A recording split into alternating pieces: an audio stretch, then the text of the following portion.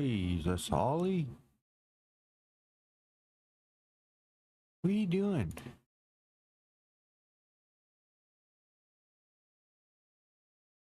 Hey? What's a big fat baby doing, huh?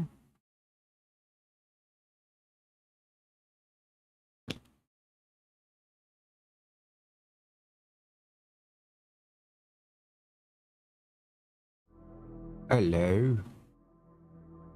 What are you doing over here, huh? You annoying me for some snuggles? Like the second you hear me start to stream, you fucking jump on me. You're a little attention whore, eh? You just want to be on camera? Hey, every time I start stream, you just fucking hop on. Even though you get all the attention in the world. Second it's away from you, it's a problem, eh? The second the attention goes away from you and I want a game, it's an issue.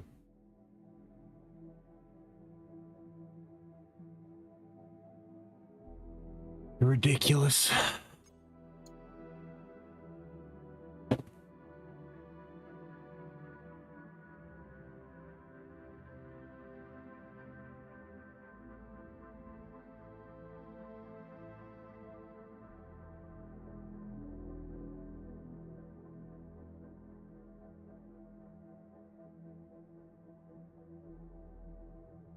Absolutely ridiculous. Hmm? Chips, Ben. Keeps me alert. Let's make some headway, shall we? I've no need. Ooh, what's that? How many prizes did we take together as privateers? There's a chasm of difference between joining a raid and captaining one.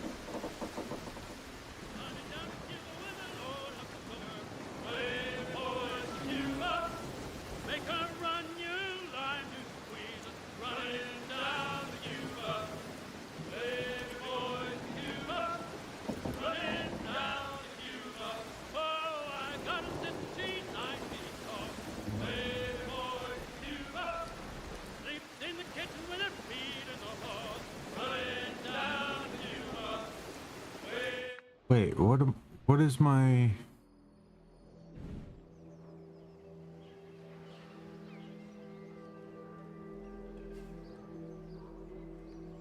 Alright, I'll get back to that after.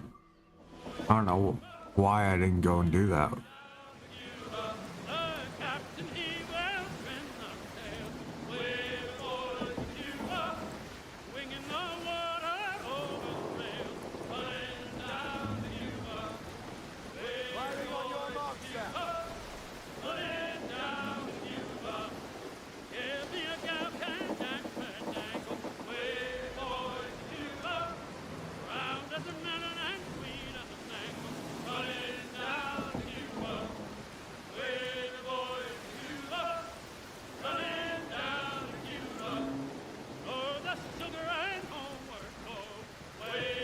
Take us off the wind! Drop anchor! We best have quiet a while.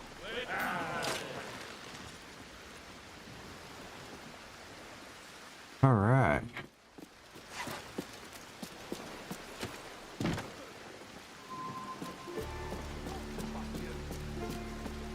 Let's get at least one.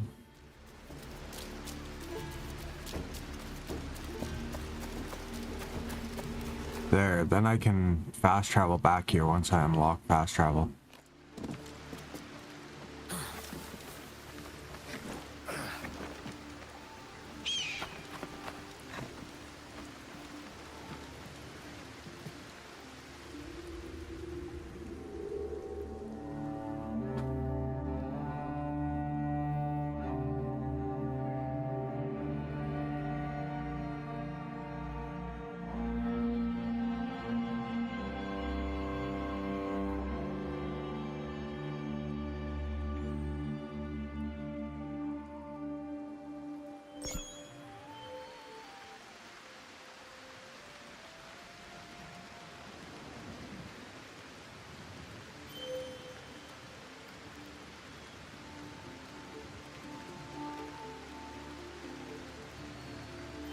Okay, so I got.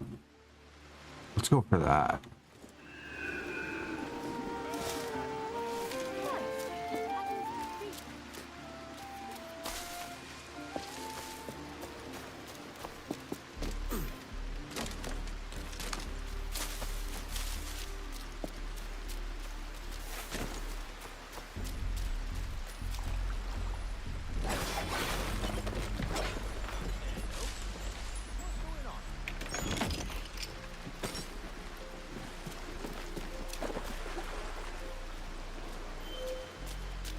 Another letter tucked in.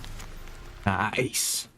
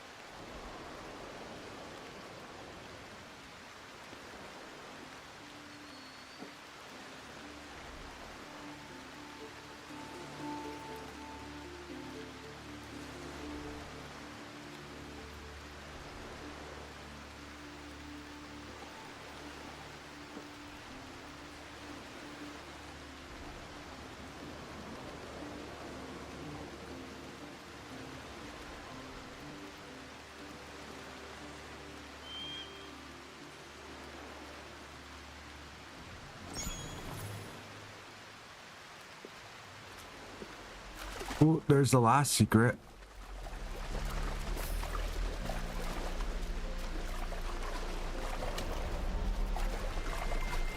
You've no reason to be sniffing about it.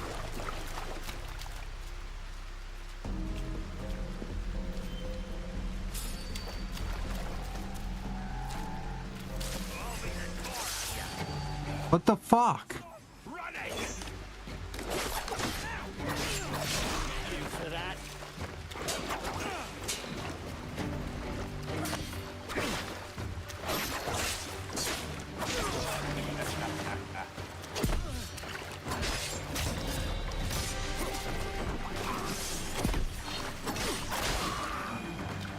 That was class.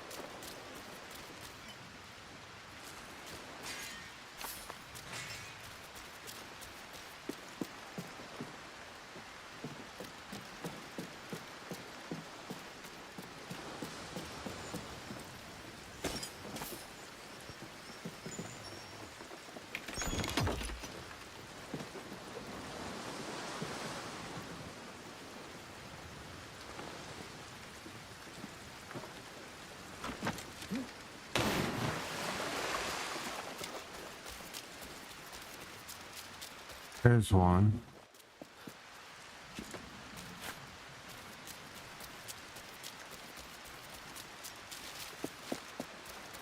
Poor soul.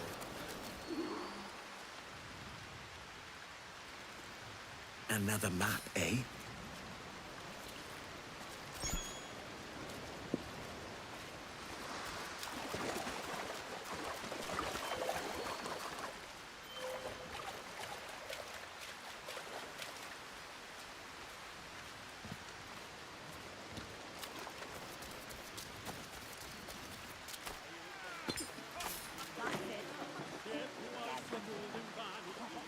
Fuck.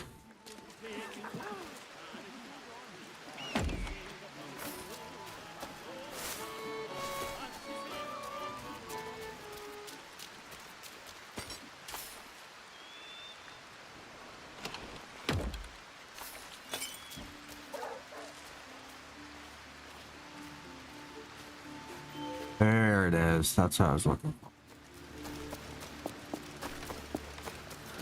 I knew there had to be one of these cubes. For merchants, boys. Them that's fat with cargo. Find us a schooner with that spyglass, Kenway. You'll get yourself a glimpse of what sort of cargo they're shipping and a general idea of their toughness.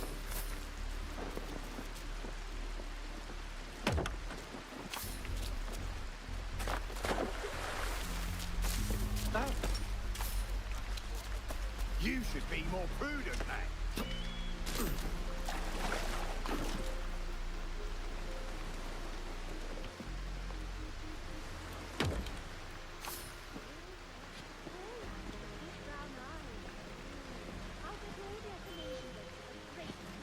Ooh.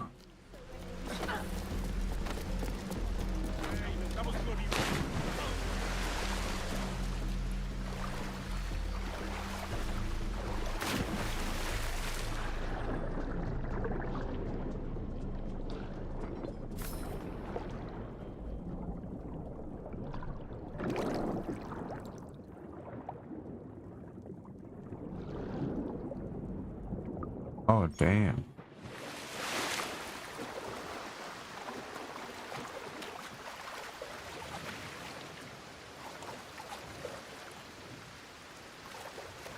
I think that's everything.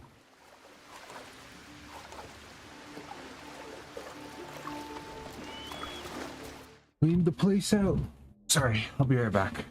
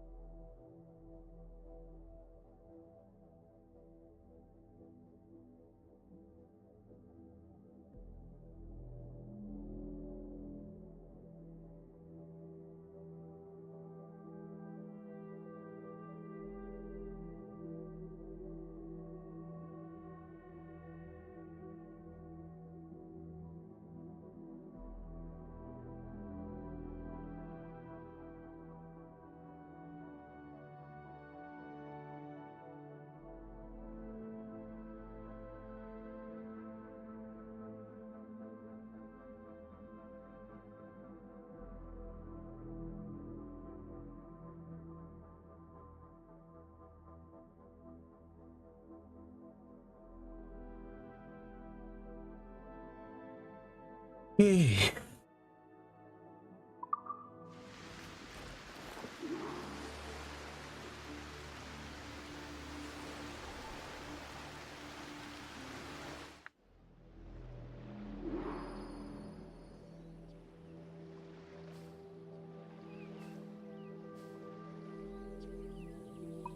I really wish you could, like, in Valhalla, you could see like what's left on the island to do.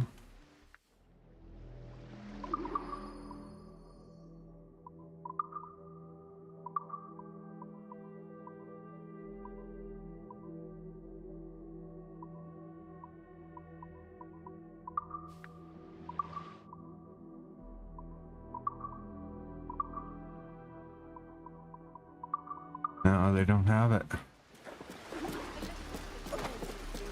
You bastard! What on earth was that for?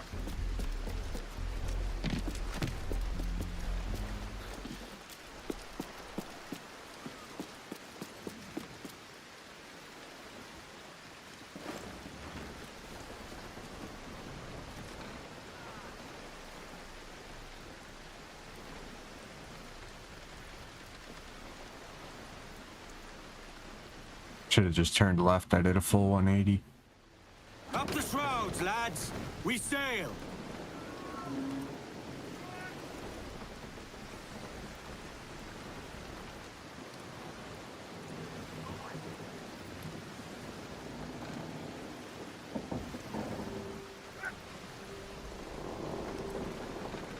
Give us a shanty!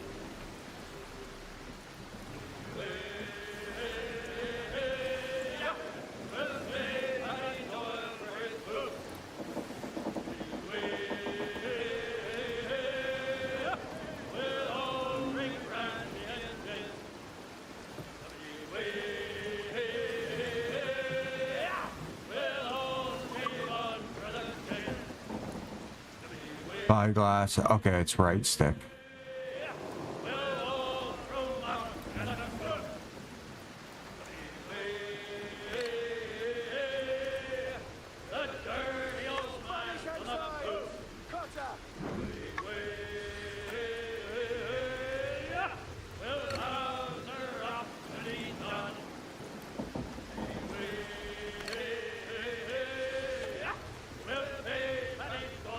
There's a prize worth taking. Good. Take us in close. After you subdue a prize, project authority. Demand respect that you would never give yourself.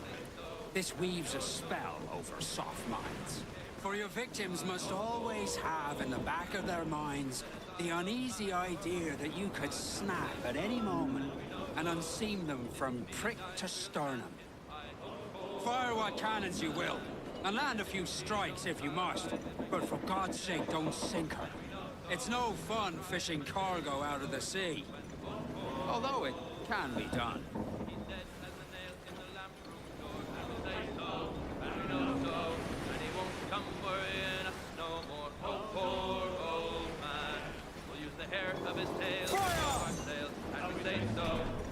You've scuffed her up nice.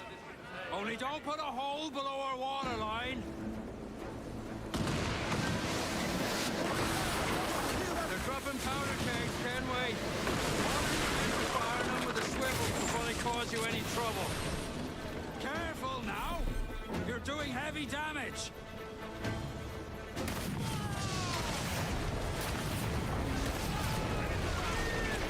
Fire! She's disabled now and taking on a decent amount of water. So keep your cannons quiet.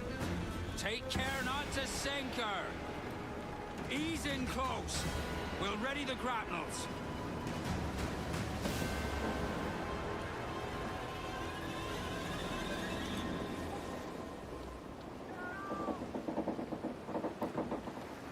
Grapples ready, Captain. Just say the word. Grappling hooks away! That's to the prize!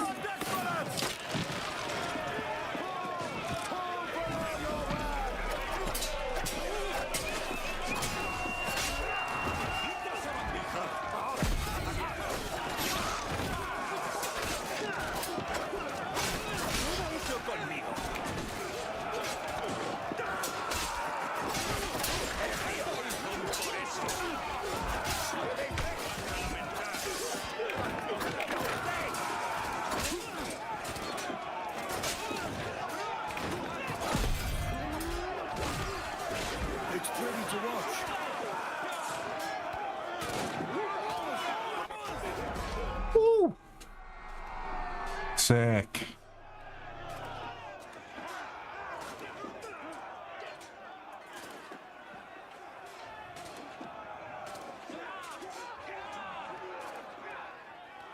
What's going on here?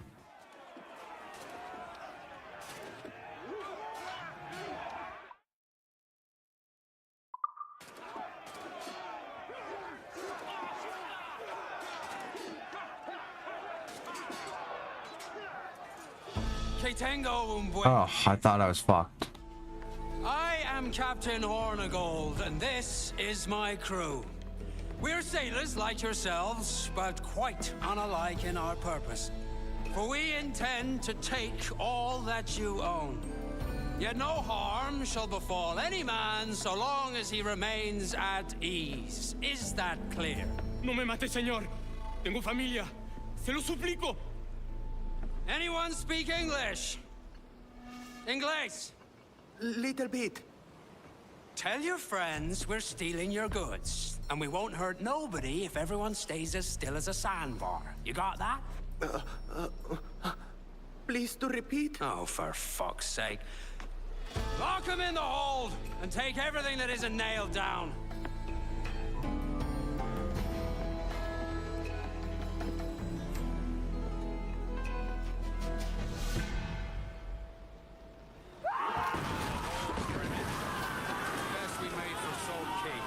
Aye, we'll soak ourselves in rum, courtesy of one Ed Thatch. Get them aloft, let's go. Wait, let's see if inventory, do I have anything new? No. Today, Kenway. Half a dozen scores of that size and you'll be set for a year. Now let's sell this cargo and fix up your jackdaw with a few more. Wait, where was the... Sort of year. I'm looking for a prize that'll set me up for life. I'll be king of the West Indies then. We came to Nassau. Look at that smoke. From the likes of King. I'm going there. Well, I'll be a man of property and promise anyway. Jesus, let that dream go, lad. Nassau is the place to be, not England. Do you ever dream of the big score? A ship so full of gold and silver you just split it and sail home. Sure, but it's only a dream. Every man hopes to find a dozen chests of gold with no owners. They're as rare as an honest king.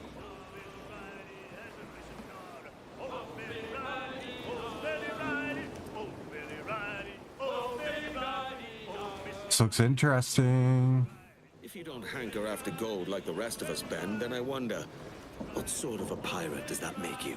Lad, wealth is a means. A force of creation, not an end. Our pirate republic, now that's an end. But if we ever lose her, it'll be on account of pirate captains who can't see past their own inclinations. It's these pirate captains who keep the empires out and haul the prizes in.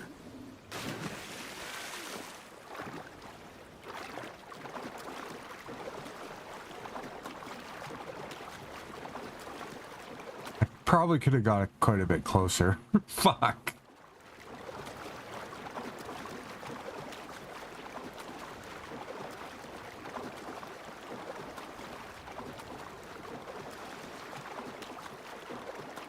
Ooh, there's a cube.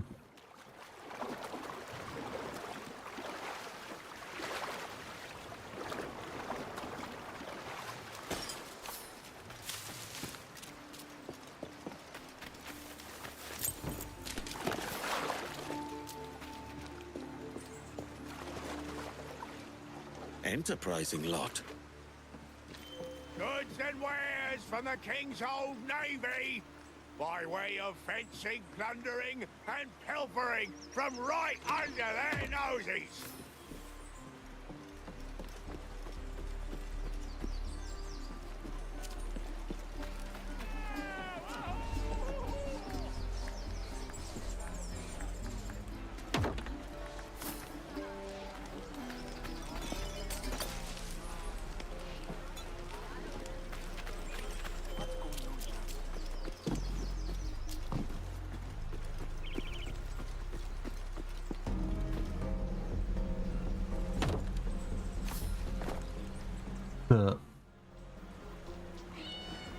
Come here, you.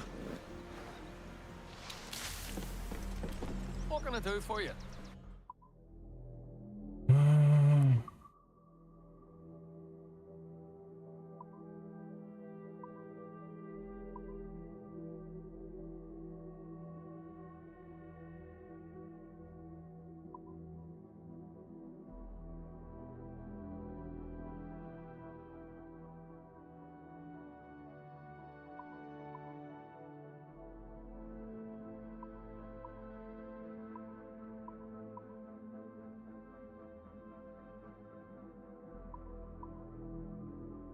I like that one.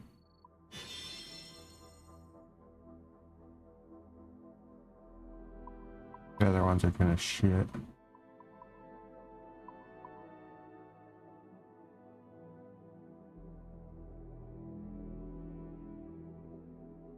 Good day and fortune favor you.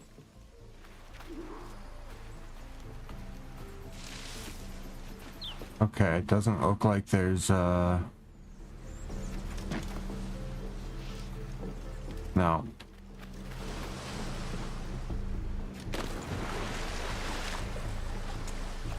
Alright. With all the smoke and the birds above, I thought for sure it was going to be something cooler than that. Got a cool painting though.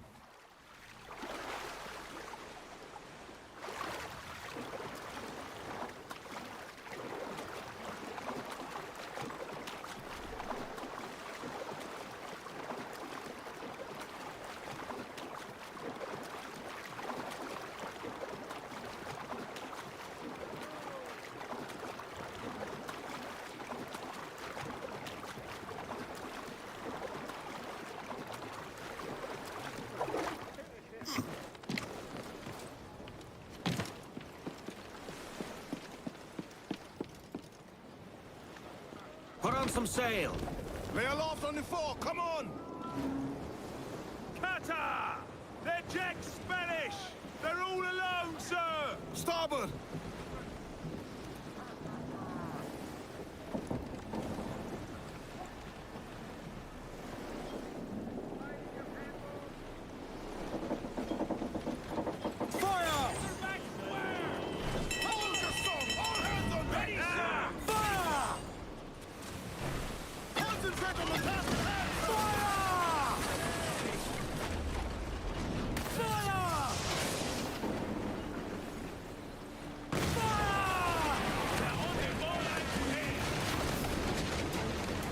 Yeah, baby.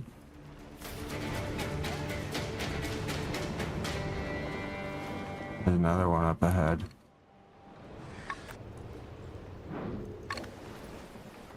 Let's go.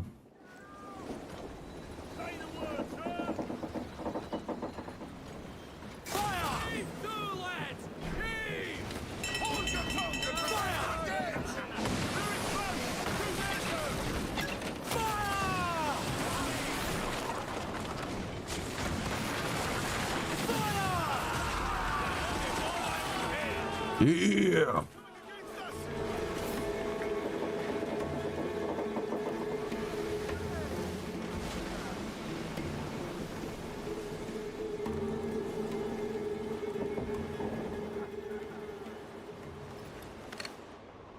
They're Jack Spanish! She's a cutter! All right, Jack, sing. A poor old man came riding by, and we say so, and we know so. Oh, a poor old man came riding by, oh, poor old man. Says I, old man, your horse will die, and we say so, and we know so. If me dies, we'll stand his side, oh, poor old man. And if he don't, I'll ride him again, and we say so, and we know so. And I'll ride him until the Lord knows when, oh, poor old man. He's dead as a nail in the lamp room door, and we say so, and we know so, and he won't come worrying us no more, oh, poor old man. We'll use the hair of his tail to sew our sails, and we say so, and we know so, and the iron of his shoes to make deck nails, oh, poor old man. Drop him down the long, long road, and we say so. Come on. Where the shark shall have his body, and the devil will take his soul. Oh, poor old man. Hold your song! All hands on deck! There it is! Straight to the deep! Fire! Fire! Oh shit! Ready to blast, sir! Fire! Back up. Fire! Shit. Fire! Got it. Huh? You have a backup plate. Backup. I don't think. So, two, like, fucking hell. What happened? Play Lawrence in the Chelsea Bloodborne.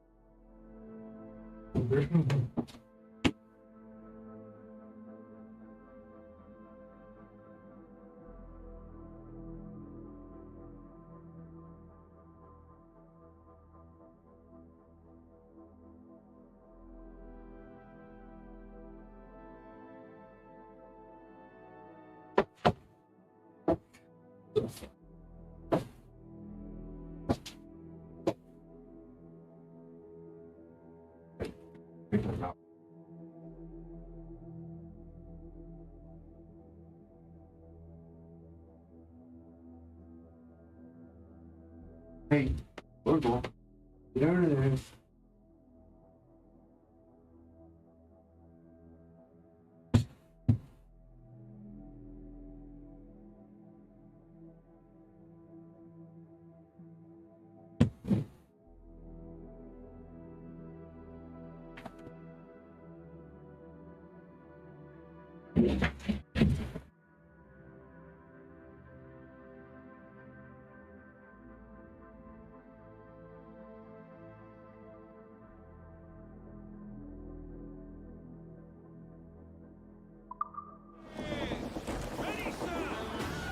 Yeah, I want to go.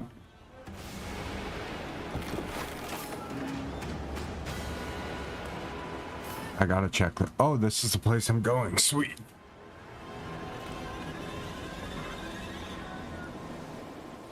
I'm gonna say there's no way I'm passing that up.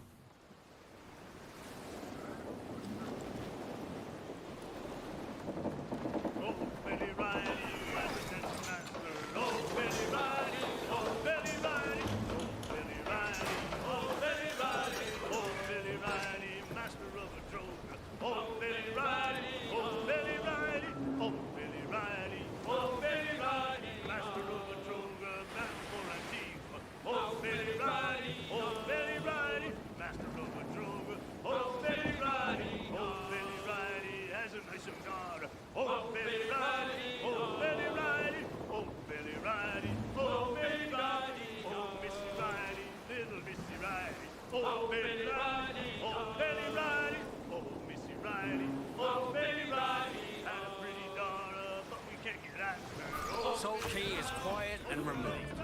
The perfect place for our business with the harbor master. Let's save some for later.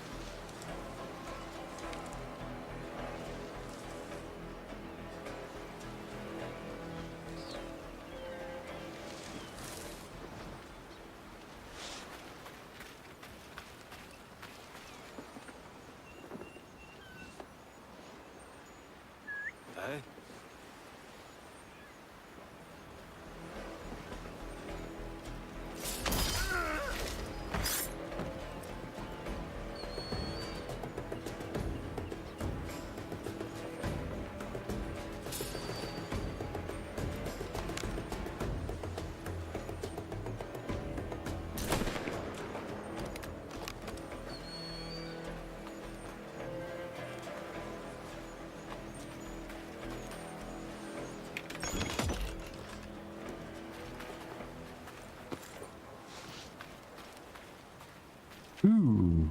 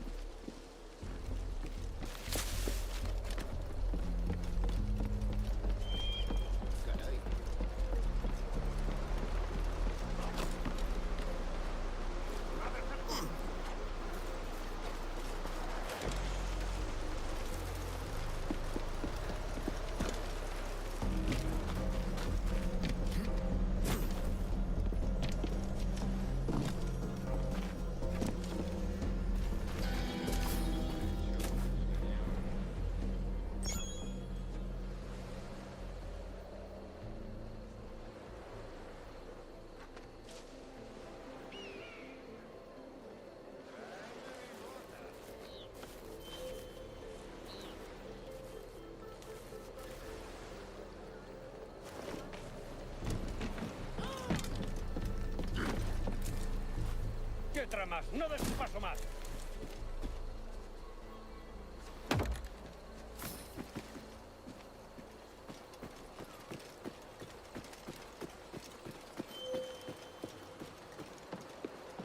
I stowed it underwater near the waterfall. The soldiers will never find it. Good. Those bastards have taken enough from us. Wait, what if the chest fills you?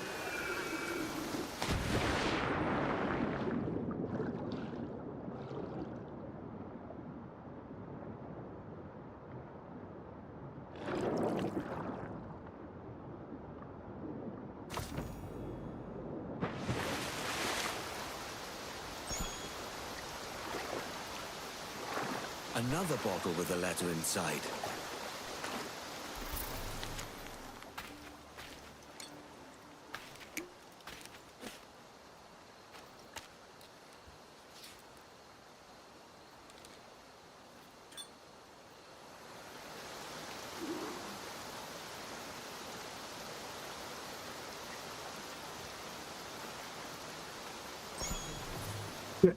I didn't mean to skip it.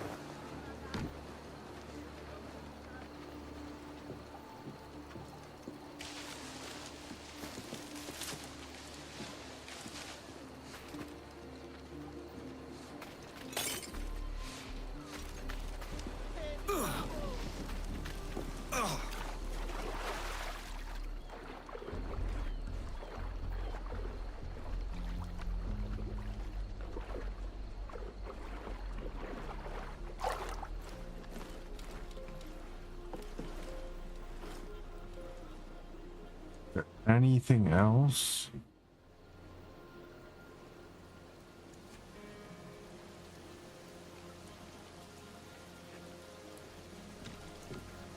I'm told you have something for me. What might you be requiring?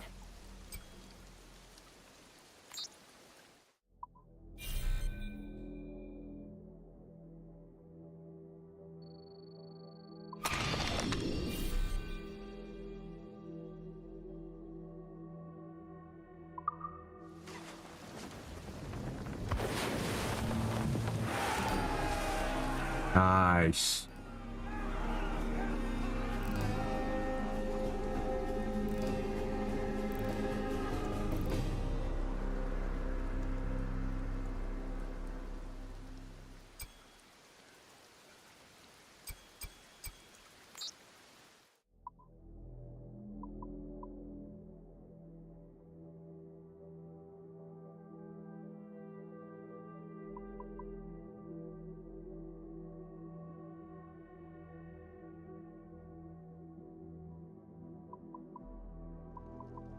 Okay, yeah.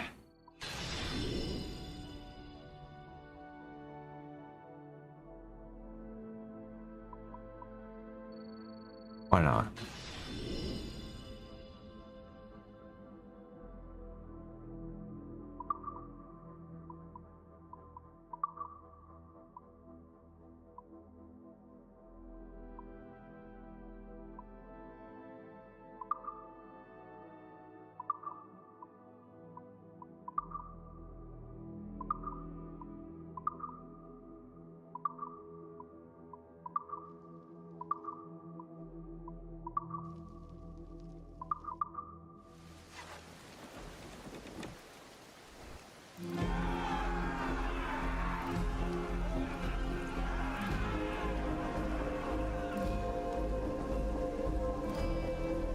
Now we got long range.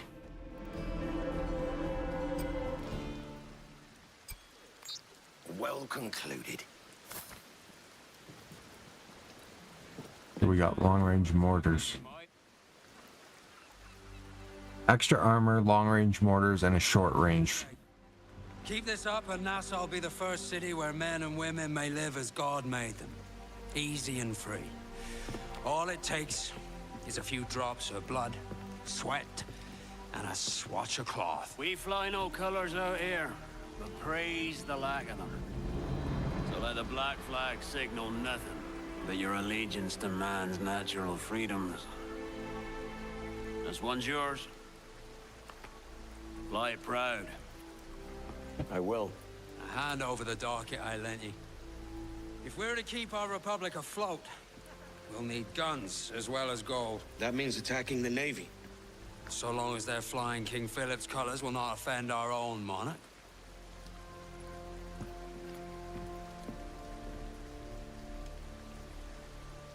As you've likely seen, the number of merchants roving these waters is 70 the number of military ships. Aye, easy purchase, but in small doses. Right. So to lure the Navy out of hiding, it's best to cause a bit of mischief. Catch a few small fish to attract the big ones. That's right. So plunder and pillage as you see fit, Captain Kenway.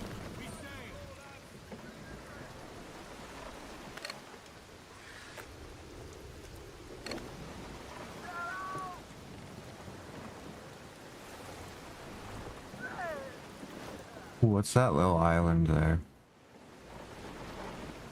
A song! Hold L1 to aim and R1 to fire. Sail ho! Military class brig on the horizon! Good eye, man. Are you ready for this, Kenway? She won't go down without an honest fight. Who's up for taking that brig, lads? So die! Come on. That's the sound I like to... Ah, yeah. Pipe to quarters! All hands to cannons! Careful around the Navy. They're as likely to ram you as fire a broadside. Let's test those powder barrels against them, shall we? Aye, good thinking. Fire! Get the cage shit.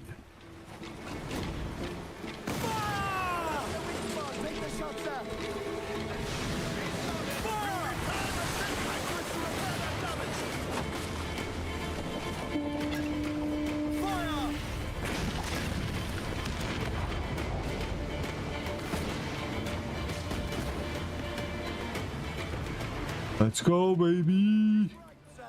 Should be board and take her. Pull them down to hell, lads! Keep them off our deck! Hold down!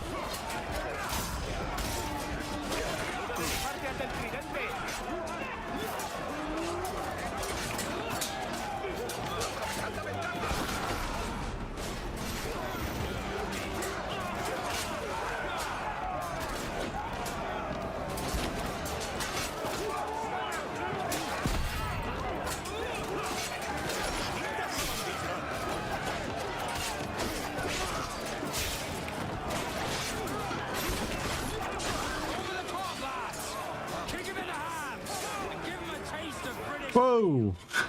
Let's not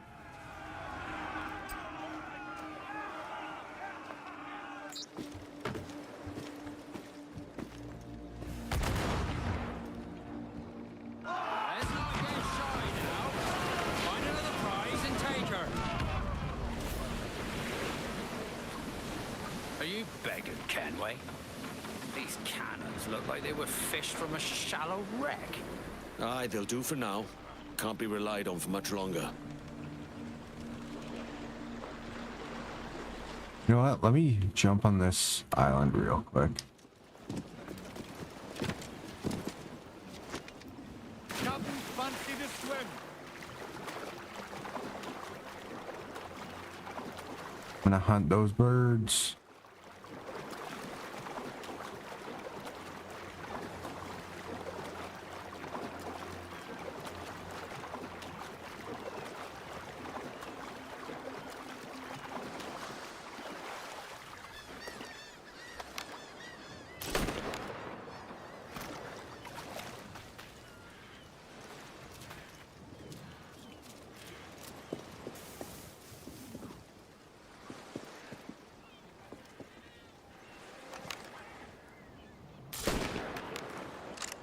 Doesn't do anything.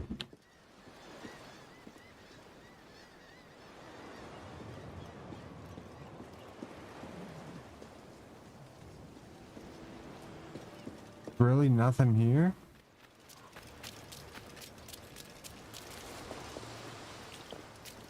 Okay.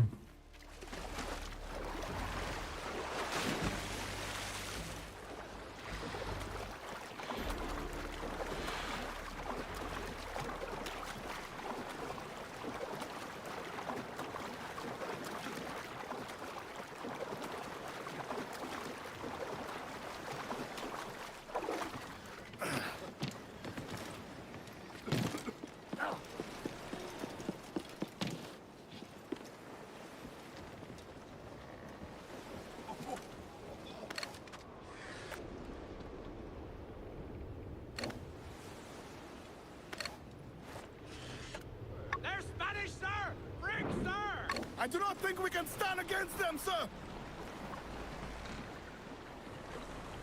But you don't think we can stand against them?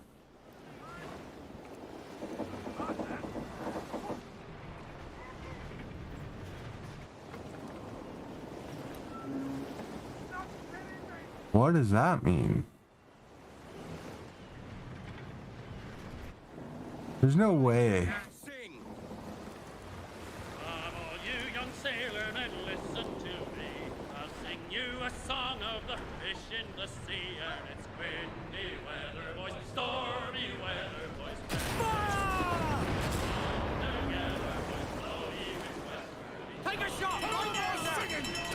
right! Fire!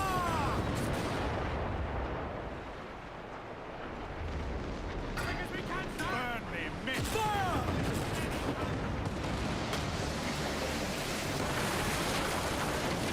Fire!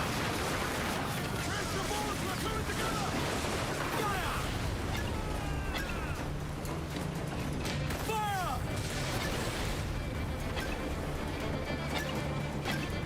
Fire!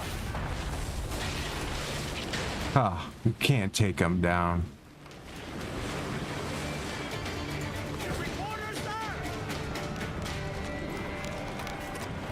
Bullshit.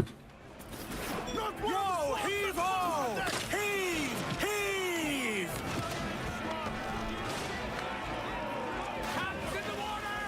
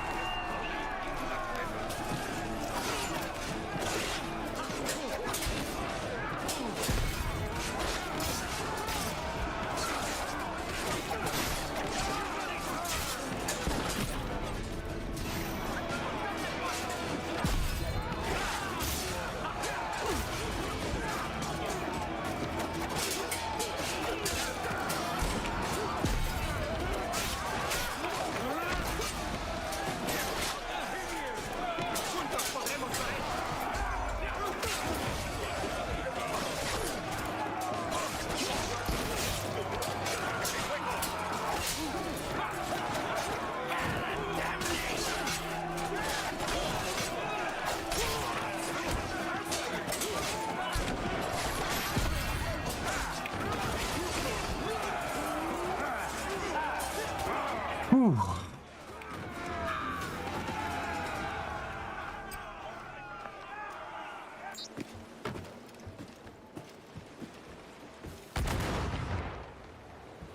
That was a rumble, by God. How do we fare? A fine purchase, no mistake.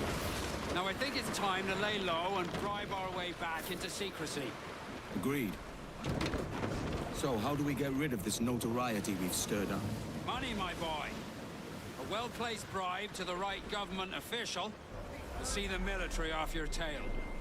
Right, let's do that. I'll need to meet these good Samaritans at some point. Smart thinking. A hunter's caught your scent. There's a cannon in every gun port. I'd give her a wide berth if I were you. Let's have a song then. Where am I to go, midnight? Where am I to go? I roll and go.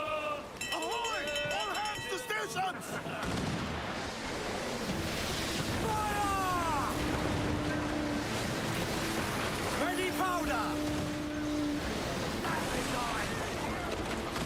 She's weak as blood pressure. Fire! Fire!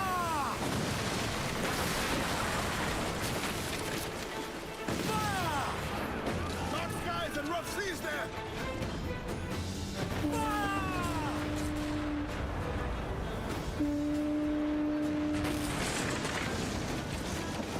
Fire! Ready to burn! Fire!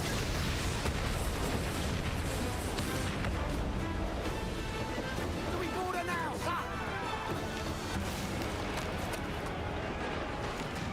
Grappling hooks away! Let's to the prize!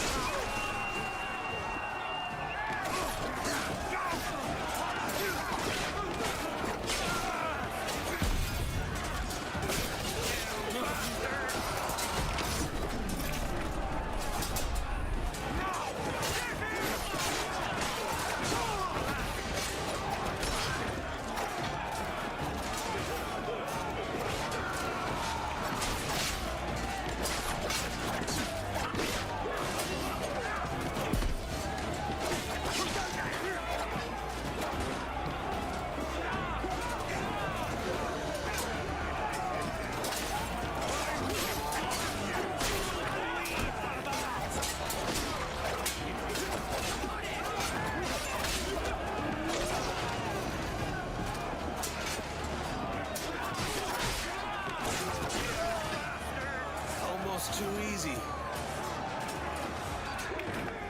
Yeah.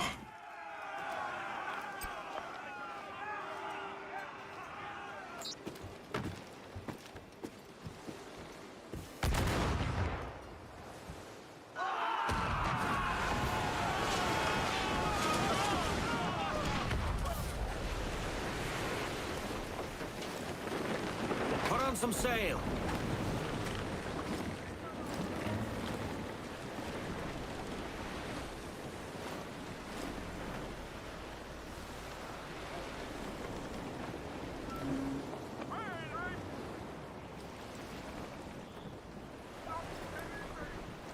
A song.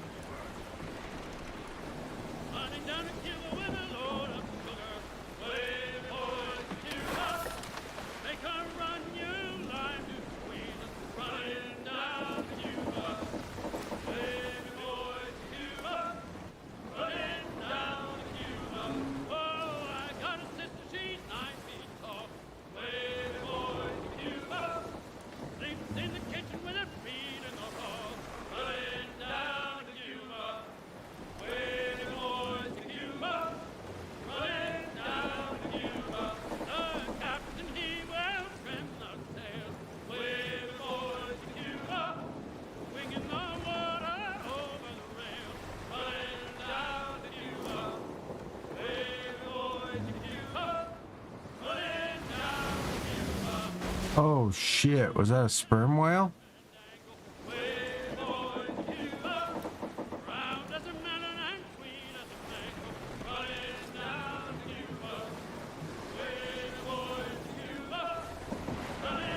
There's a man afloat there, sir! Search for.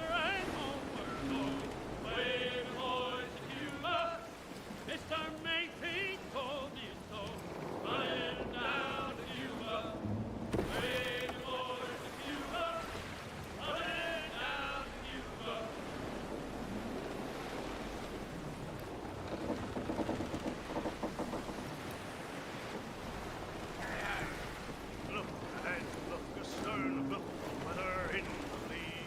Go high, go low, and so sail we. I see a wreck to windward and a lofty ship to lee. A sailing down along the coast, a high harbor we. Are you a pirate or a man o' war, cried we. Go high, go low, and so sail we. Oh no, I'm not a pirate, but a man o' war, cried he. A sailing down along the coast, a high harbor we. We'll back up our topsail and heave our vessel to. Blow high, blow low. Douse 'em! Strike out! Do you hear the news? Letters to be carried home by you. All right, leave off, Jack.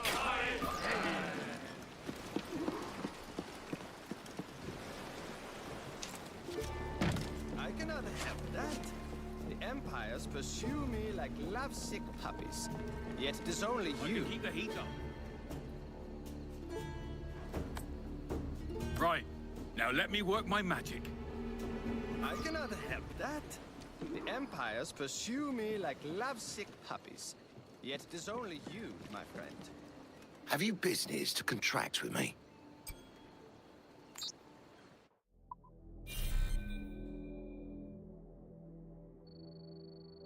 Ooh.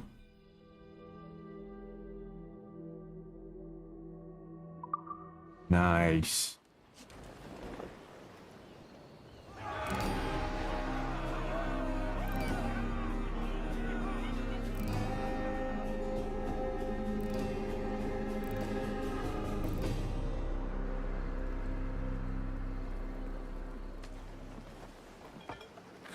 You're a wonder, Kenway. You've a knack for this kind of work. It ain't work if you love it. Todd. But I ain't doing this forever, lads. Only until I get enough coin to buy some land and influence back home. Jesus, will you listen to your tripe? Still dreaming on about that strumpet back in England when you could have any better you wanted here and now. Ah, such lofty goals for you gents. And here I thought I was in the company of scoundrels.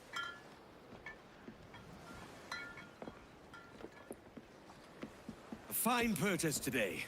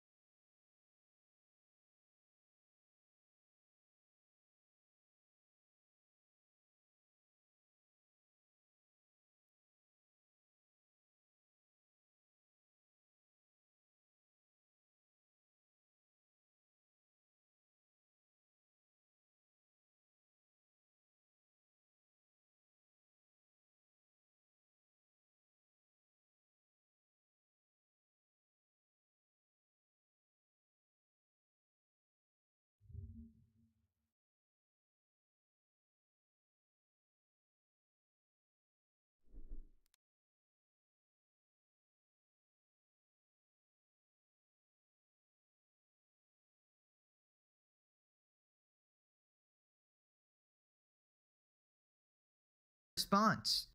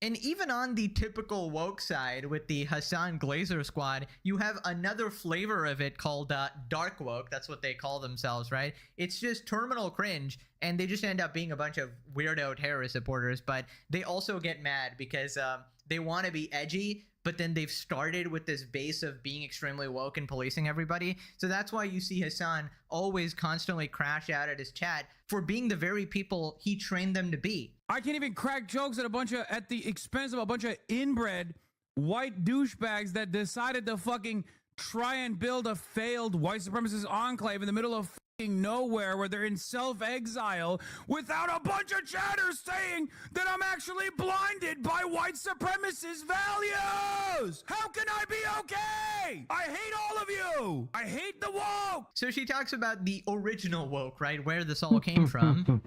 The other day, I saw a tweet that said, "Woke One was crazy," attached to the infamous photo of Nancy Pelosi and a bunch of Democrat politicians kneeling in African costumes back in 2020 to honor George Floyd. What a fever dream. There were many similar posts from people talking about how crazy Woke One was, or Woke 1.0 as they call it. Leftists talking about that's amazing. what they did wrong during Woke 1.0, how they came off too strongly with things like abolish the police, and how they'll do things differently during Woke 2.0. Yeah. You'll get him next time, champ. Woke 1.0 started long ago. Long ago when being woke was called being an SJW. Back when Anita Sarkeesian was public enemy #1. And I identify as an attack helicopter, believe it or not, was a joke young people told. And not your 65-year-old uncle on Facebook was Woke 1.0. Learn what mansplaining is, and then stop doing it. Oh, brother, don't remind me of these clowns. So this is a blast from the past. This is what you call the golden era of the internet. This is what spawned people like Leafy back in the day, because this stuff was so ridiculous. It was completely obnoxious and annoying. All these condescending people talking down to you, making you feel bad for just existing, right? And I'm kind of glad that era is over. And while I wasn't a YouTuber when it all started, I did catch it somewhat midway. I came into Woke 1.5, right? Which is the Gen Z era, where a bunch of people were, you know, identifying as Choco gender or whatever, which is being a chocolate, by the way. And I got to farm that for like hundreds of videos, so that was some good content for sure. Only the goats remember the true legendary series, the Gen Z era. So then she goes over her decade-old videos, and somehow, despite these being 10 years ago, they are still 100% relevant. So, Oppression Olympics was my first cultural, political video, uploaded July of 2014. 12 years ago. How old were you guys 12 years ago? Hey there, pretty lady. Do you wear heels? Do you wear makeup? Do you want to go on a diet and get thin? Don't do any of those things. Hey, I'm a feminist. That's right, a feminist in 2014 America. And shaving? Forget shaving. Don't shave. This video game character is dressed too sexily. I don't like it. Change it. I'm dressed too sexily and you don't like it? Stop oppressing me. Did you guys know that rape is bad? Rape is bad. Does anybody know this? Rape is bad. And if you're not a feminist, you're pro-rape. Everyone is in this big race to be the most progressive and the most open-minded and the most oppressed. It is the strangest thing I have ever seen, and it's like infesting like the internet, and it's starting to seep out into the real world, all in this big competition to see who could be the most progressive and the most tolerant, at the same time being the most annoying and the most intolerant people that I've ever met in my life. Okay, wow. Other than like the voice, you know, microphone camera setup, you cannot tell that that shit is from 10 years ago. She got that Brian Johnson vampire aging. Now she just has to harvest the blood of her kids, right? Just, then you're golden. But yeah, I find it crazy that people, you know, call her some massive grifter when she had the exact same opinions 10 years ago. I mean, probably some shit changed, as would happen with anybody, but I feel like the general common sense thinking was there the entire time. And I think most people did think like this who weren't actual NPCs, right? Maybe it wasn't so popular on the internet at the time, but yeah, most people offline, I guess. So she talks about how this was actually considered controversial at the time, and how people would call her a pick-me. It is just a big, it's the oppression Olympics. Labeling yourself as a feminist. Stop it. It is not a movement anymore. You do not need it. Nobody needs it. You have every single right that every guy has now. This was transgressive back in the day. This was like crazy to hear online back then. Especially coming from a woman. We're saying things like, oh, feminism is doo-doo and like obvious ass shit. Like, people have a victim complex these days. That was like sacrilegious. And now it's like nothing. Now it's like wallpaper. Everyone thinks that. Every day there's like a new racist e-girl popping up and saying the N-word and then falling off a week later. Like, if this video almost got me fired from my job, you know? Like, they found out where I worked, they called my boss, they were like, she hates women, like all this stuff. When it first blew up, most of the comments were negative. It was just a bunch of angry women being like, you're a handmaiden of the patriarchy. Like, this was before the term pick-me existed. Well, good to know that some things never change. He is still called a pick-me 10 years later. And being called a pick-me when you're already picked is actually crazy. Wonder who would do that? But yeah, I mean, now it's kind of the same thing going on, but it's less impactful. They will still try to cancel you, but instead of trying to get you fired from your job, actually, you know, that still happens too, but it's very specific people they go after. But now it's mostly just like mentally ill teenagers crying on Twitter, right? They don't really know how to make a phone call or anything like that. They've never actually done that shit. They do know how to call CPS though. They apparently do that. But I'd say most of them just put a flag in their bio and then tweet all day about how much better they are than everybody and how they have the correct morality of the universe and that everybody who doesn't agree with them 100% is a Nazi, right? I'd actually say that they're less annoying because at least they're all in like one place, right? You don't really encounter them in real life.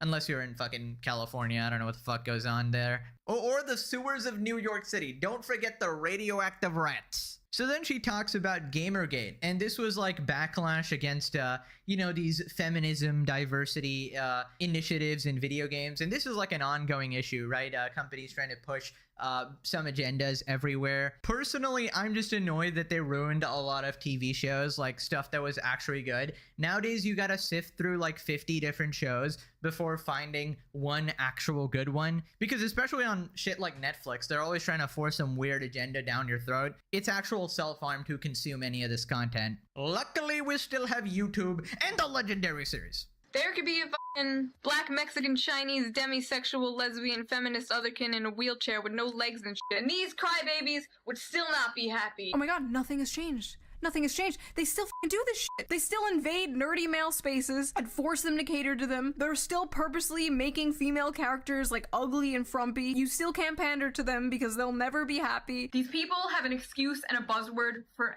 everything. Racist, sexist, MRA, right-wing, conservative, privileged. Oh my god, MRA. I forgot about MRAs. Oh my god.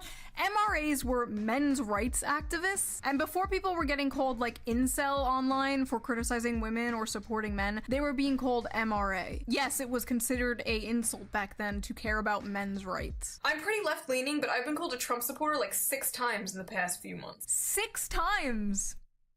6 times? Oh, Oh, you poor baby! Try 6,000! At the time, the anti-woke, anti-SJW genre was mostly full of liberals. It was mostly liberals criticizing, all of this stuff, all of this woke behavior. We all saw this as not real liberalism. This isn't the real left. The real left cares about, like, real equality and workers' rights and blah, blah, blah, blah. We wanted to call our side out. Obviously, that didn't work, but we tried. Why do you have to sit with your legs so wide open? Men have balls. Oh my god, manspreading. Manspreading is when a man spreads his physical body to take up as much space as humanly possible. Oh my fucking god, dude. I remember this person. Yeah. You know when someone is so fucking annoying, they're just burned into your memory? It's been a decade, and I think a lot of people remember this clown. Now, Yep. luckily, we don't have these people anymore. We just have modern day versions of these. They've sort of morphed into something else. I feel like while stuff like this is usually laughed out of the room, I mean, depending on which community you're going to, strangely enough, we have even weirder stuff that's just normally accepted now. And I really wonder what their reaction would be to knowing that all of their campaigning for women's rights and empowerment has now led to OnlyFans. The most empowering thing that could possibly happen. Just, wonderful and very progressive, of course. I mean, hopefully a decade passes and then we look back on this being like, oh yeah, that was a pretty crazy time, Mr. Eric, back at it again, always. Shoe on head, stupid idiot, has constantly and desperately tried to make himself relevant in the ongoing political debate online. 1 million views per video, by the way. Not relevant, though. The true relevance is Mr. Eric. Everybody bows before him. He occasionally gets past 20 likes. However, she's boring, a pick-me, and a stupid idiot, and just not very good at the far-right grift. Premium rage bait as always, Eric. Let's hope she calls it a day, folks, and fucks off. She's been at it for over a decade. I don't think she's fucking off anytime soon. I find it funny that the only weapon you have against her is name calling. Is addressing her points too hard? Stop crying! Wow, you used all the weird buzzwords. Weird. But you have to admit Eric was spot on about Hassan. He ain't admitting shit. He's busy choking on it. Even Shu's reacting to Shu now. They're very reactable videos, what can I say? You perfectly encapsulated the shift where the 90s, early 2000s died and the weird society began. Summed it up in 30 minutes. God, do I miss that era. It was good times, but I'm excited about the future. There are some colossal regods, but that's what makes it fun. Just know, without the darkness, there is no light. Without regods, there is no legendary series. Can't wait to see other reactors react to Shu on Head reacts to Shu on Head. Already on it. They call it manspreading, I call it aura farming. Listen, I feel like the discourse regarding this was pretty simple, right? If you're sitting next to somebody, obviously don't be a giant dickhead and just like push it out all the way to the point where you're pissing off other people. If you're sitting alone, do whatever the fuck you want, obviously. But obviously they seem to forget that men have dick and balls, right? It's just that's just not a thing. Talk about empathy. It's good to have a supportive father in your life. Suddenly, Shu not being a miserable loser makes a lot more sense. This video is just Shu realizing she hasn't changed for 30 minutes, which is insane, by the way. In 10 years, that's flipping crazy. I mean, I'm sure she's changed in like some different ways, but like, goddamn, those are some like similar opinions. Like, I don't know, what was I 10 years ago? Well, I was like 15, so probably not doing anything crazy. I don't know. She was a woke War I veteran, soon to be a woke War II veteran. We will all be participants of the great internet war. Right, so iDubbbz has responded to the recent drama and plot twist. Basically, last time, he said that Ethan has not dropped the lawsuit against him, and he actually has a court date. Ethan Klein has not dropped the lawsuit. I'm bringing it up now because now we have court dates, basically. So then Ethan responded, pointing out that he just needs to accept some small terms for the settlement and that the whole thing is laughable. It's a bunch of technical bullshit. It's just we're in negotiating the terms of the settlement still. That's it. I don't know. It's what it is. You know what I mean? My one condition for totally dropping it is so laughably small and easy that you will realize that Ian and Anissa are just doing this for attention. The Hassan Orbiters basically jumped on the story and they tried to cry to Charlie, begging him to make another video. And they basically called Ethan a big fat liar. But it turns out iDubbbz had a misunderstanding. iDubbbz clarifies a misunderstanding in the Ethan Klein lawsuit. Holy CTE. Yesterday's announcement, there's been a lot of chatter online, so I did want to just clear up what seems like a misunderstanding that some people might have. Basically, in relation to the Ethan lawsuit stuff, it is our application to enforce, and if the judge does not side with us, then the lawsuit continues. That's basically the way to understand it. That's like the simplest terms I could put it in, so that people can understand. Well, there you have it. Simple Ian. Gotta put it into simple terms. That was a whole lot of nothing, man. I'm assuming the lawsuit is going to end up getting dropped anyways. So he basically made a giant fuss about nothing, trying to get all the clowns riled up. He farmed a ton of hate for absolutely nothing. I mean, never underestimate the power of CTE, man. Imagine Ethan looks at this entire situation and he's like, Are you kidding me? You're still hate farming me? Another lawsuit tomorrow. Nah, I'm just kidding. But what a stupid thing to do. Basically, Ian is either too stupid to understand his own lawsuit or he's actively lying. Neither is a good look. Everyone's waiting for your next misunderstanding excuse, honestly. Lol, I love the shit. So basically, they're not upholding their side of the agreement before the court date. iDubbbz goes out and says the lawsuit is not over to throw shade on Ethan. Hassan Orbis go out of their way to harass and stalk Ethan, calling for people to rally and attack Ethan online under the lie that Ethan was not the one following the agreement. Can't believe the guy who makes great videos making fun of lolcows is now the biggest lolcow of all time. Made. Please change to past tense. That was a long time ago. Moving on to the dumbest streamer, NMP. He's now defending Hassan for shocking his nice to me.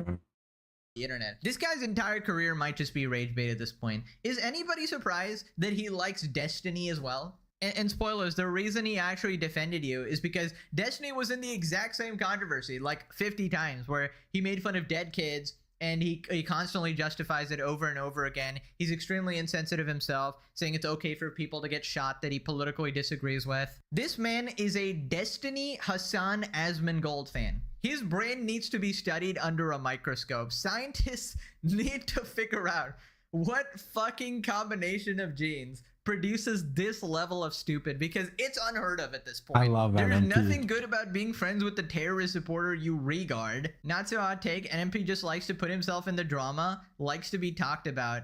He doesn't actually care about either of them, but keeping them on the good side so they don't roast him like the rest of the internet. But like, who is watching this, going to his channel and being like, this is an interesting guy, I'm a sub? Nobody, bro. This is just horrible for your career. I like I'm him. playing both sides so that I always come out on top. Like, did people talk about fence sitting? What the fuck is it? This might be the craziest case of that. I Friends, just he's I just just trying to be skip all neutral this in the shit. hope that they'll share it with him in their vast audience. Yeah, that's what I think. He just wants to have like outs to always be relevant, you know? A friend to all is a friend to none. Well said. Right, so apparently NMP went to Hassan's birthday party. They're besties now. NMP chatter roasts him for going to Hassan's birthday party. This is Myths. Why wouldn't we? He left it in Austin, but I've been using it. How was the Diddy party with Hassan? Were there any musically talented people there? Anyways, glad you guys enjoyed your time. W Myth collab. The food was great. Why do you guys think it's a Diddy party? Yeah, what the heck? You know, why does everything have to be like, oh, P Diddy this, Epstein that? You know, why does it always have to go there? Can't it just be like a normal party of friends, just hanging out and doing stuff? Not to them. He's been to one before. What? Okay, that is diabolical. Oh my lord. NMP is about to find out the lore real quick. If you guys had to guess, what do you think goes down at Hassan birthday parties? You know, maybe they start off by shocking some dogs. You know, a little bit of Asmongold watch parties. Call out some slop tubas, a couple of meltdowns. Definitely scars themselves because, you know, he's thinking about food every moment of every day, apparently. Spiritually fat. Trans fat.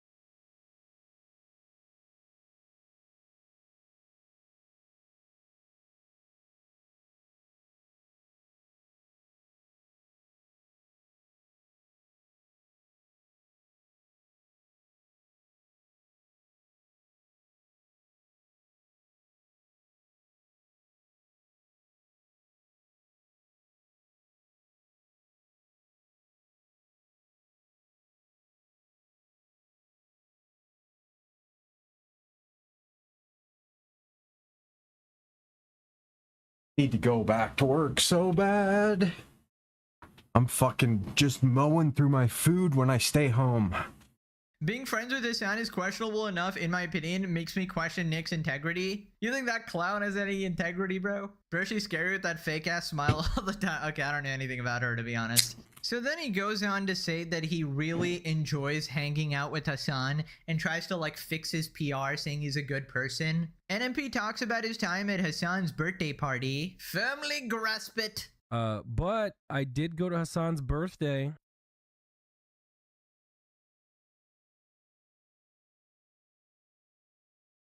Go ahead and put your no angry face on way. real quick. We're going to give that puppy a workout. We're going to put that to good use. Because what I want to yap about right now, I find to be an extremely infuriating story.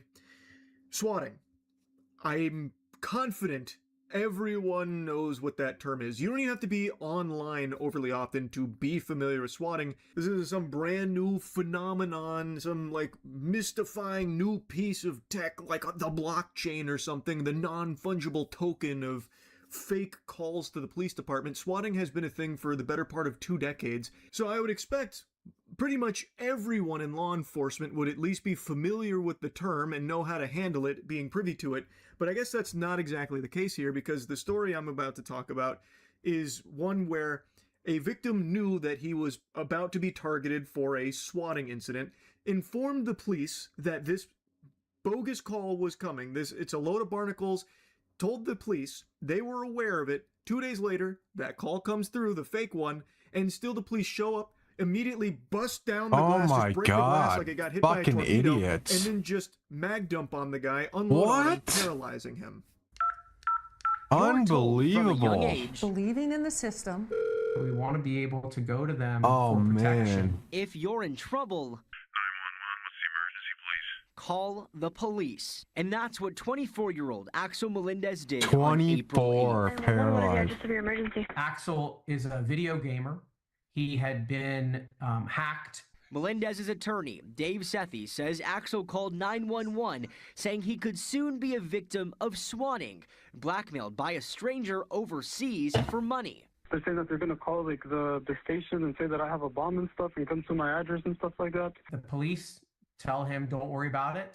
No, it's okay, but they can't, like, nothing's going to happen. He did legitimately Unbelievable. everything right. When he became aware that this was a possibility, And they he mag instantly dumped him. called the local What a law enforcement fucking to inform them, like, hey guys, look, man. this is something that might happen. Told This them is the what entirety of the situation shit and that everything around happens it, when and was people assured fucking hate the that police. Nothing's going to happen, and everything was going to be all right if they did try and put in that kind of, you know, a horseradish. Axel was playing Rust when another player asked for access to his computer to check that he wasn't using any cheats. So this was, I guess, like a cheat check in Rust, which I'm not super familiar with the competitive side of Rust. I've only ever played on like the RP servers and like the goofy shit. But I know in other games this is something that the community sometimes does with like PC checks to ensure like legitimate play, no cheating. In this case, when he gave that access to this individual, then he noticed that several of his accounts, including his Gmail, had been logged into, so he started changing passwords, and then got a call from someone in Sweden threatening to file a false emergency report against him. That's the swatting threat. And immediately upon hearing that, he went to 911 to report it, to try and ensure that should this come through, they know that it's not actually an emergency. And when he told them, the dispatcher assured him nothing's going to happen. And then they got a suspicious call hours later, determined it was false, and told Melendez he should be all right, according to his notice of claim. The deputy also told him someone from the sheriff's department would contact him again if they got another SWAT call. From the sound of things, there's at least one person in that department with neurons that are activating, so they apparently did get a suspicious call hours later after he made contact with them. They determined it was, you know, fish paste, and informed him of it, and that should be all right, and that if anything else comes through, they'll alert him. But I guess they just decided to wipe their ass with that, or they fired that one guy there who actually understood swatting. What do you mean you were actually thinking? Give me your badge and your gun, son. You're fucking out of here. Unreal, we don't do man. that at this precinct. And 2 days later... Hey, is this Axel? Yes. Hi, okay, you said that your father shot your sister? At 5:40 in the morning, a 911 call from someone posing as Axel Melendez reporting an active shooting. Pima County Sheriff's deputies arrived at the Melendez house, thinking a girl had been shot. I really hope they catch this worm here. This is just so fucking degenerate. This is some heinous shit. So he again places this swatting call. This time he's pretending to be Axel and is impersonating him and putting in this report about how the sister's been killed by the father. It's the dire situation, and now the authorities roll up and they're like saying that they're there outside, but they've also already got their guns drawn and immediately grab a shovel to break the glass. Like there was never any time for Axel to even like begin to engage with them prior to them just blowing up the glass like a torpedo. Fucking like, what's he supposed to do, idiots. like parry it and try and explain everything in like a split second? And I'm assuming he also never got the call from the department that they promised he'd be getting should another swatting call come through, which really surprises me because they already, I imagine, have documented. Wow. That's, oh man.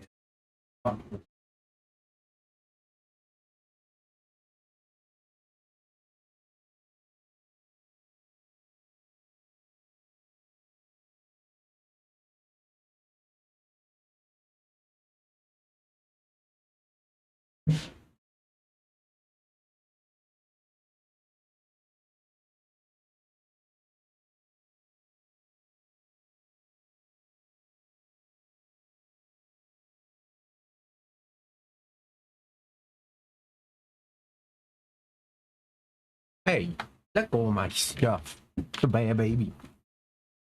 Like a documented case about like this fraudulent call that they deemed to be false 2 days ago. Why would that not be alerted to them in their system when another one comes through as like a flag? Is like, oh, look at this, there's some very recent history. Only 48 hours ago there was a false swatting attempt on this address. Maybe we should take this one with a grain of salt. Like, sure, go investigate it, do your due diligence, but why do you have to go in guns blazing and blow up the door? Like, before ever even trying to make contact with Axel, like you said you would, about, like, calling him.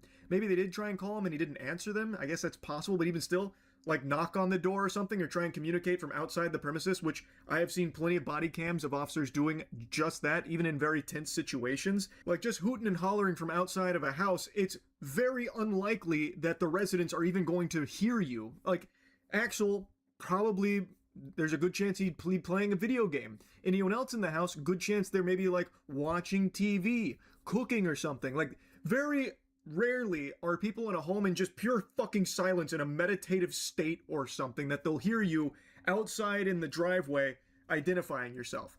Like, that's not really giving them ample opportunity to like engage with this and explain what's going on or anything. So like, he did nothing wrong. Now a 24-year-old is paralyzed because one of them them. to be false 2 days ago. Why the fuck weren't they? He should be able to courtesy sue of at the least calling and fuck out of checking that if, police is this one department. real? Or like at least giving him a chance to like say like, hey, no, this is also false. It's crazy to me that they instantly just went to fucking turbo mode here. Yeah. Axel is justifiably relying on the promises that the police gave to him. In this body camera video from that response, a deputy breaks a back window into Axel's room. You can hear Melendez in the video. Oh my screaming God, for help. they just mag His mother dump him. also inside the home calling 911. The two not knowing who was breaking Unreal, in. And he dude. gets his family's legal registered handgun, and he cowers behind a door hiding. You can see Melendez hiding in the closet, not pointing the gun at the deputies, but that's followed by multiple shots. That's exactly how any sensible person would handle something like this, where all of a sudden your window just gets caved in, it just gets blasted out like you've been hit by a missile, like you're under siege here. So naturally you're going to go and get something to defend yourself because you don't know who it is. He has no idea these are officers that are doing that because they just showed up. Oh my They've said, like, God, a little dude. bit from outside. And you don't even, like, as a police officer, to put yourself at less risk, you don't announce that you're a police officer to the people inside? Like, the house and then just blew up this window to gain entry now. Again, he didn't know who it What about was the front that was door? doing that. He believed that Back someone door. connected to the hackers was breaking in, which makes a lot of sense because who would possibly expect the police to be rolling up like this, like the fucking Pinkertons here. Yeah. Especially after he had already contacted them 2 days prior and was assured nothing was going to happen, and even if these calls came in, everything should be all right. And a previous swatting attempt on him was already thwarted by the officers. So, like, he had every reason to believe that the officers wouldn't be doing some shit like this. So it makes sense that he would go get a gun to defend himself, but he never even, like, returned fire or shot or anything like that, never even pointed the gun at him. They saw his leg from that closet and instantly just started shooting him. He got shot 8 times in multiple locations, one of them being the spine, causing paralysis from the chest down. I walked towards my son. He was on the floor. I walked towards him. He said, "I love you, Mom." His mother, Carmen, watched as her son bled on the floor.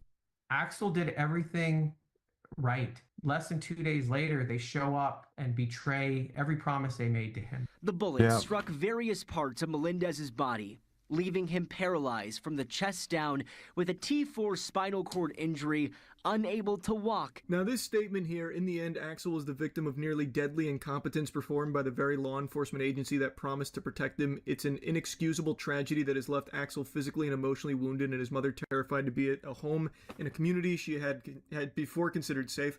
That might sound harsh, especially when obviously the main fault lies with the person that put in the swatting call in the first place. I do think these swatting calls should carry attempted murder charges 1000%.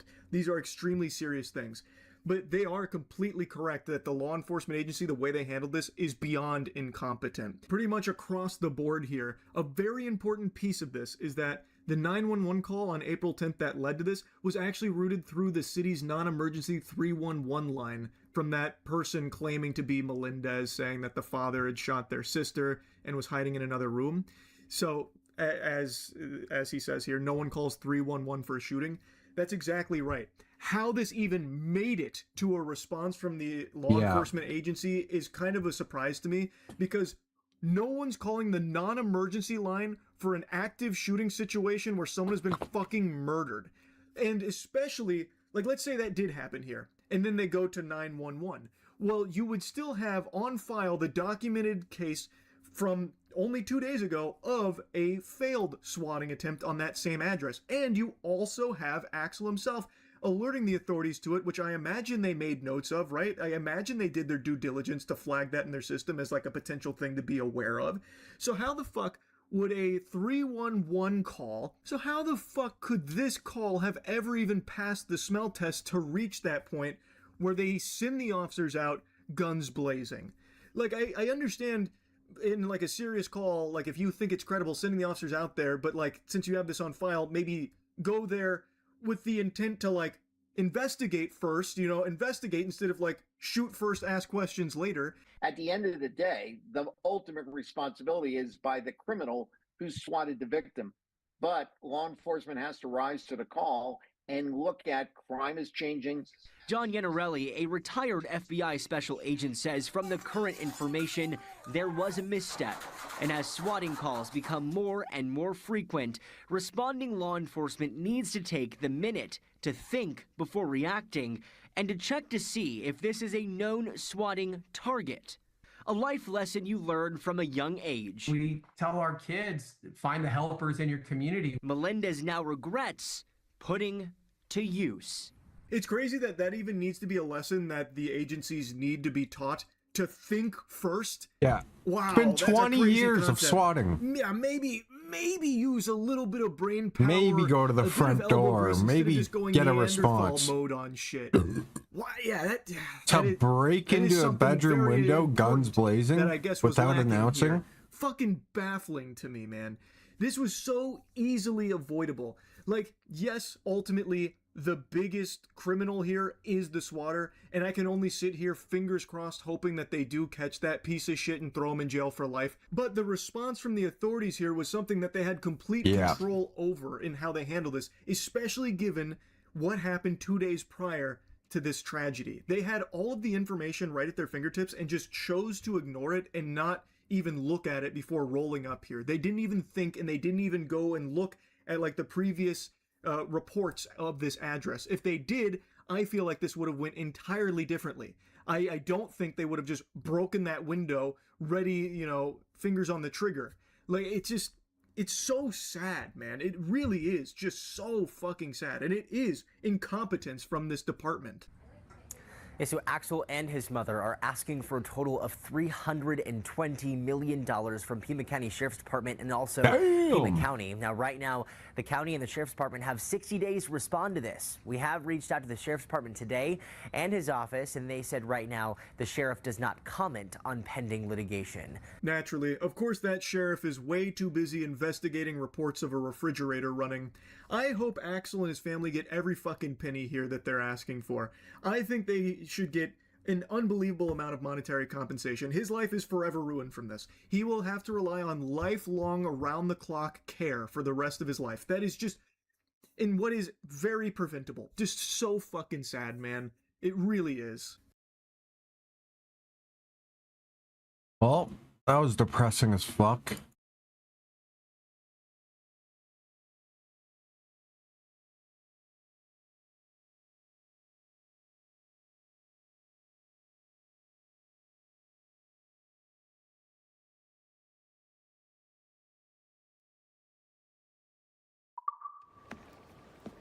What's the crew's mood? All smiles and no teeth. And there's a few talking about meeting with Master Kid to steal from a nearby plantation. Plantation? That's ambitious. Profitable too, if we can manage it. Aye. It's a good idea. So, where is Master Kid? Andreas Island. We're going after the plantation. That depends. Is the crew ready? They are. Any sign of trouble, and they'll know what to do.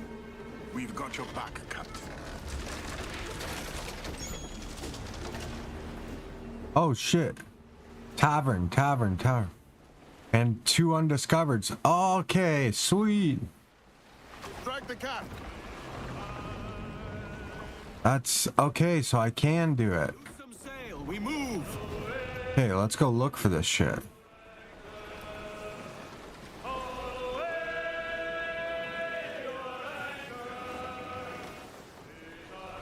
So the tavern counts as something? Foul them all! Let the anchor go! Now I just need to figure out how to check. Hey, get away from there. Okay, I gotta go to the tavern. Get out of here.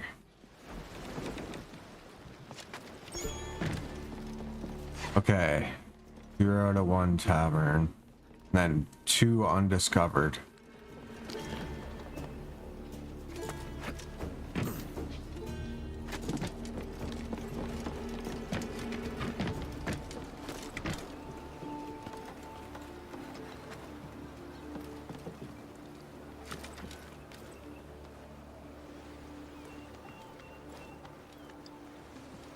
What are you doing?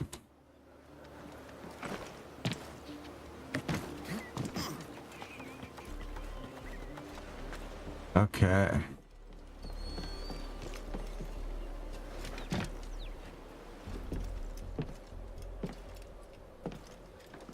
Hey.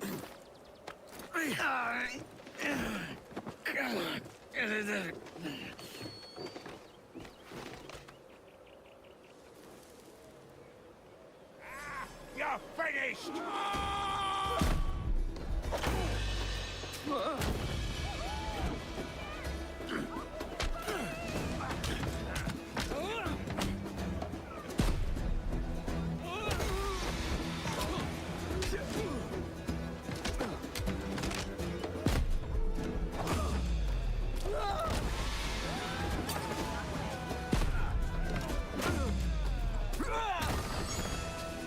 Yeah.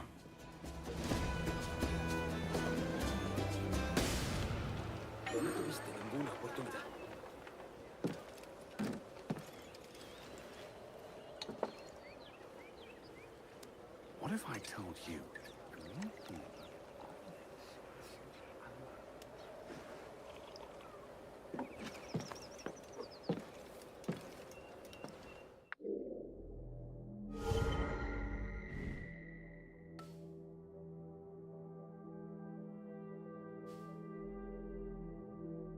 Okay.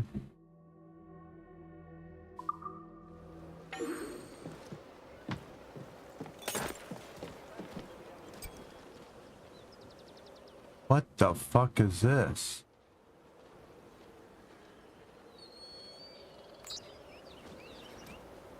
Could go for a game. Hey, players start the game by taking turns to place their 9 pieces on the board. If a player forms a vertical or horizontal line of 3 pieces, they can remove permanently an opponent's piece.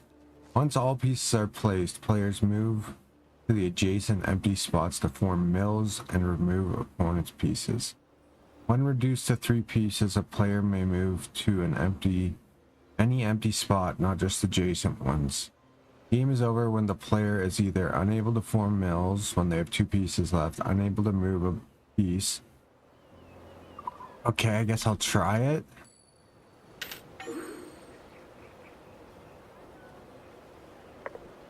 Oh, la pérdida de una vida siempre es lamentable.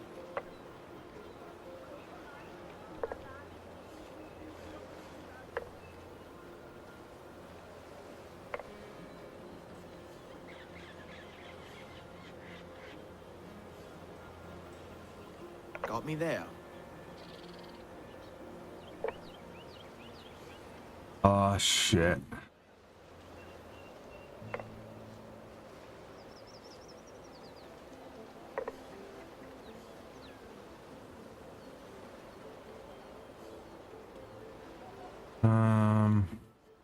Where's the one place that they can make one? Right here, right?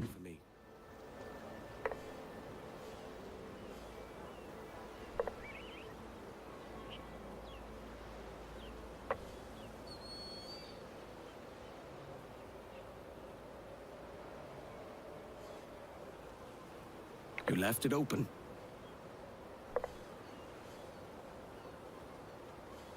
Nice take. Nice take. Bueno, se le acabó la suerte.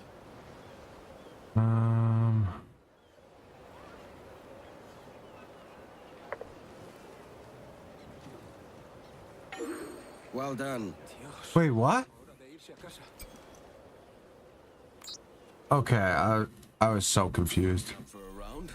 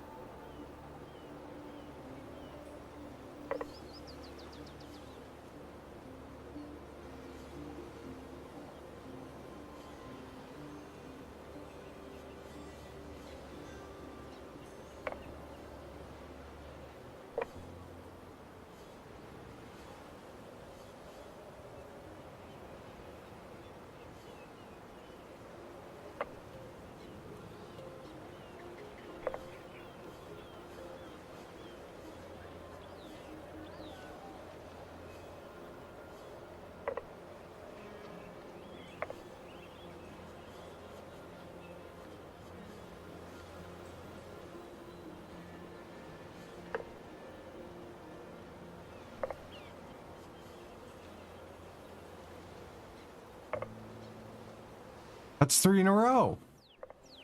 What the fuck?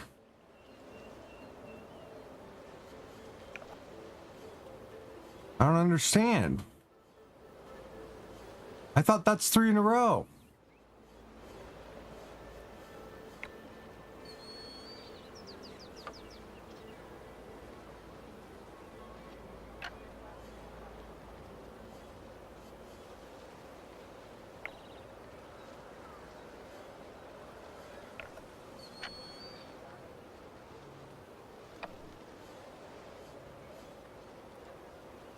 I'm so pissed.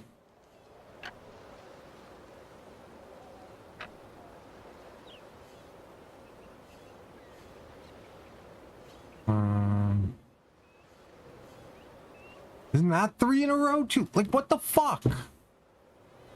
I'm so confused. I can't move that one. Can't move that one.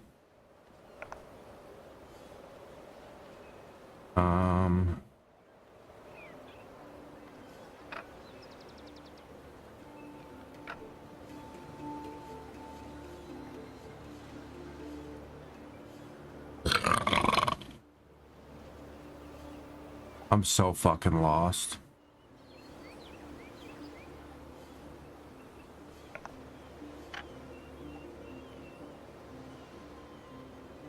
You can have that one.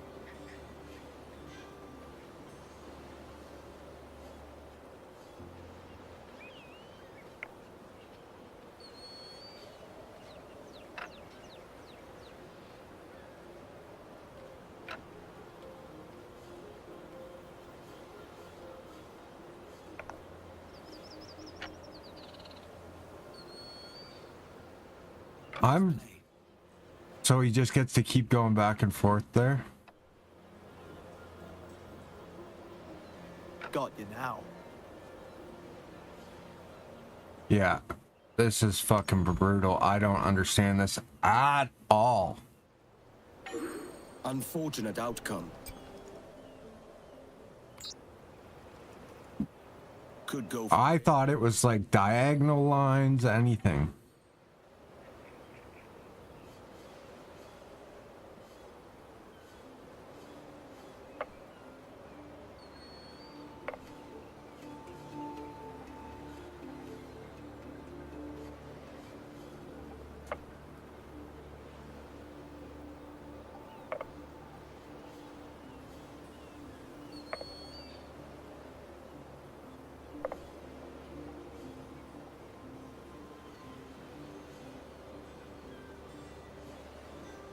one for me.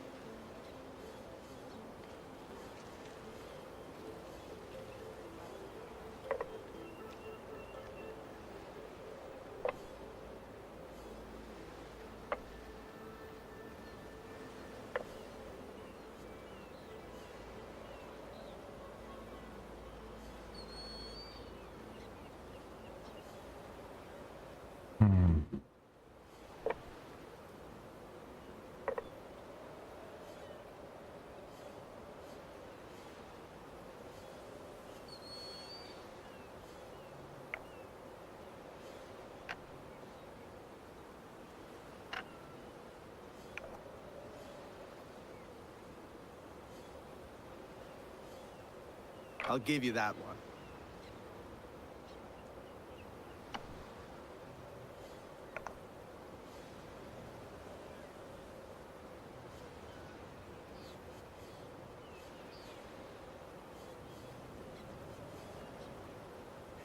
Got me there.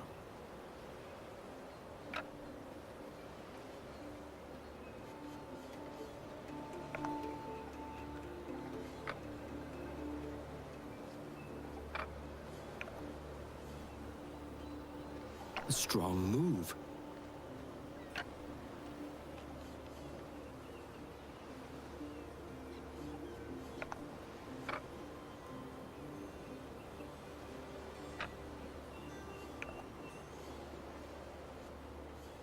I'll give you that one. Victory is sweet. Hey, I actually won. Woohoo.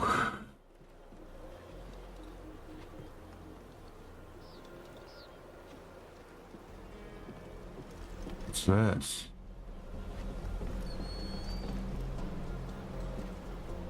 Crew is full? Okay.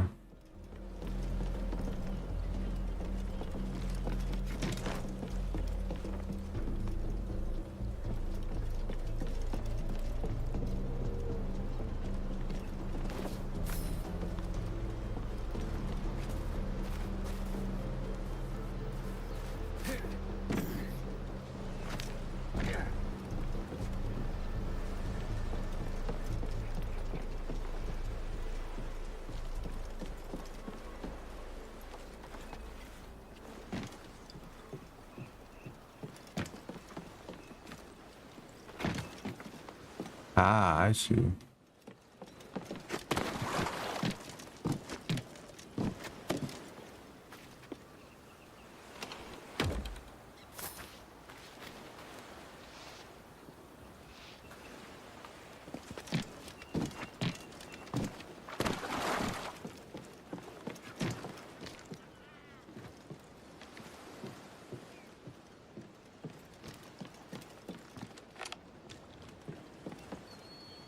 You require my services.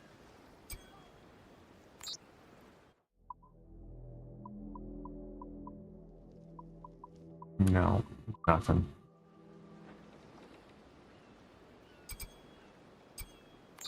Another time, no doubt.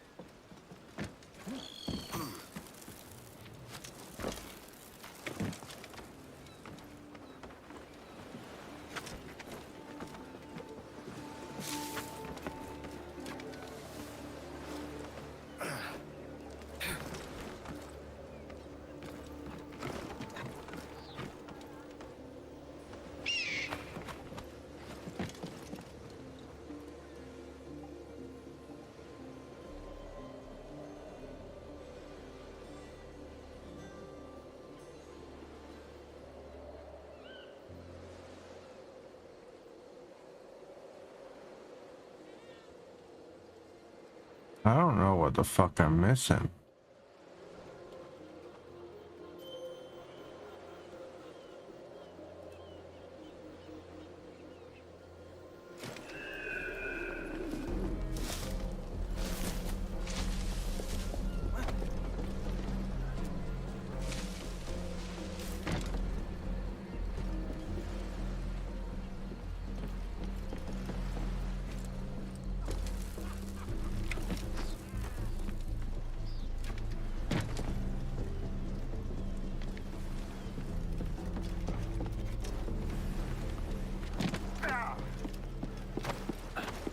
Ooh, look at all those ships.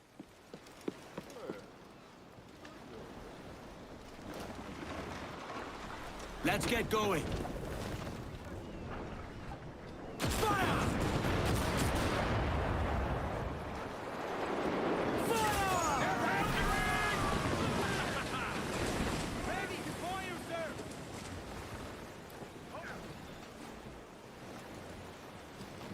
All right, Jack, sing. Farewell and adieu to you, Spanish ladies. Farewell and adieu to you, ladies of Spain. For we've received orders for to sail for old England, and we may never see you, fair ladies, again. Just say the word, sir. We'll rant and we'll roar like true red. God damn, there's a lot of ships. Jesus.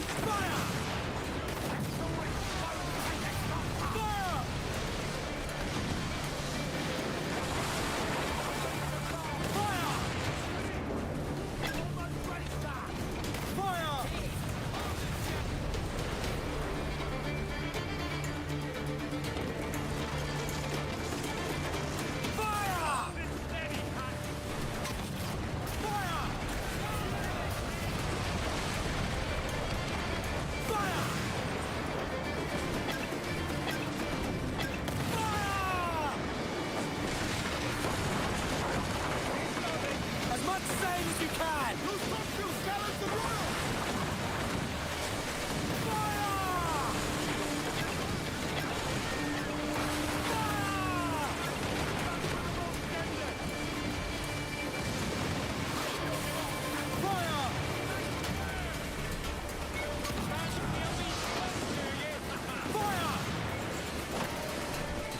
Against the wind, Captain!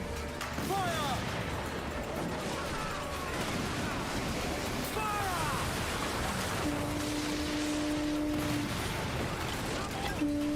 All back, here we go! Fire! Fire! Get the cage ready! Fire! Fire!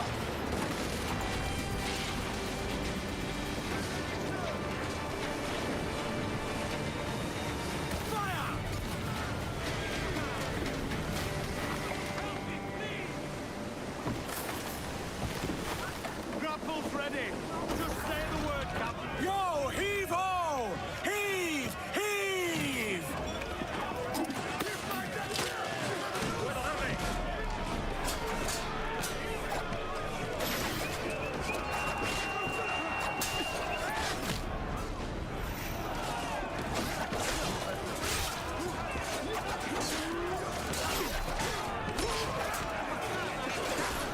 Oh shit. Sneaky bastard. I fucking hit the flag. What the fuck?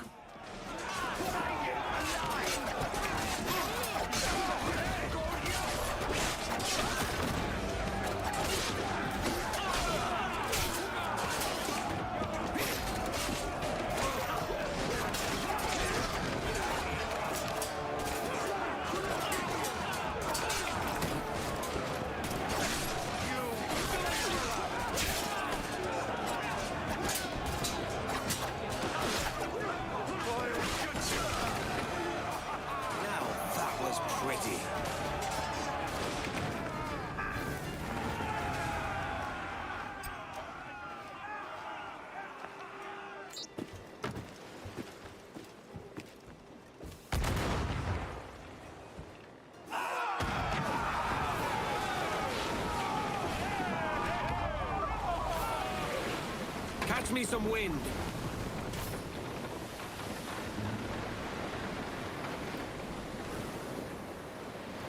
Fuck. 2 stars.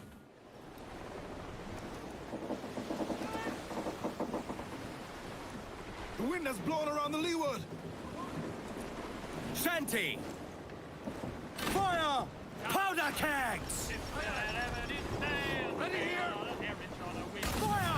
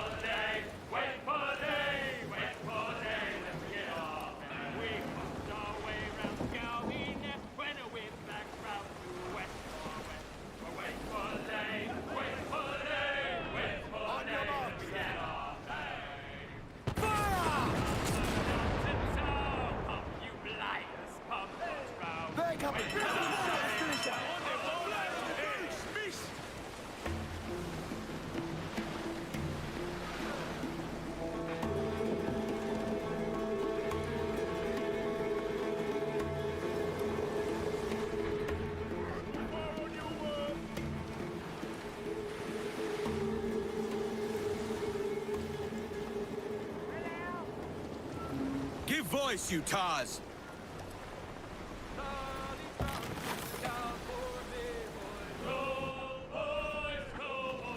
Yeah, they're driving away.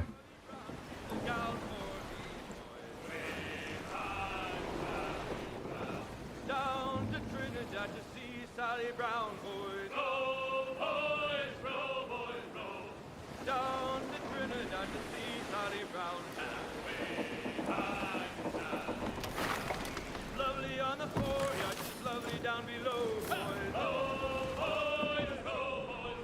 On your mark. Fire! Fire! That's the weak spot. Prepare to engage.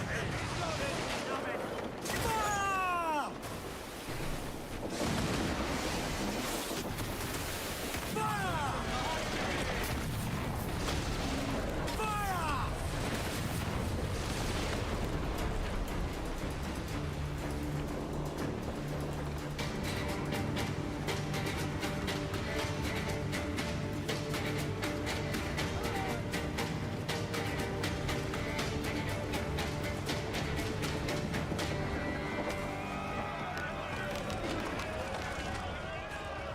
Bring them in for a steely kiss!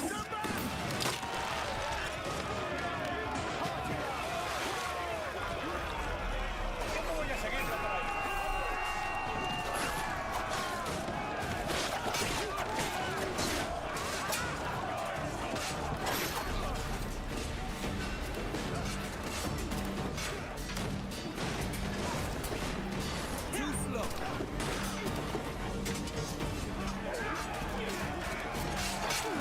No, I'm gonna die.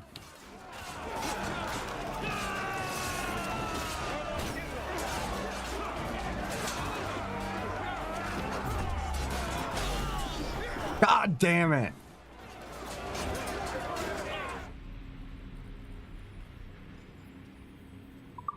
I didn't realize I didn't have any health left.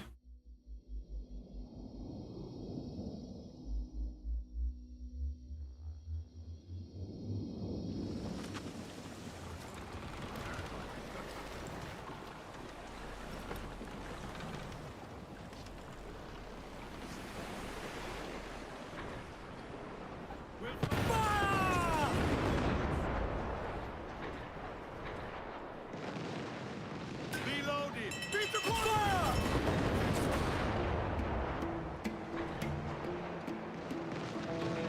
Oh, come on! Hit the bastards!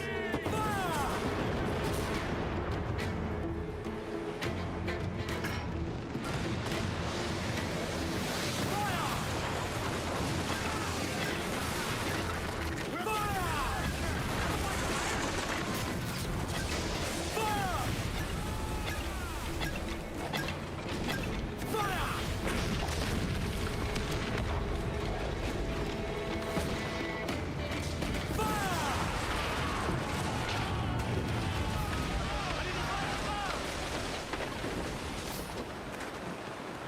Mains out, trim to the wind.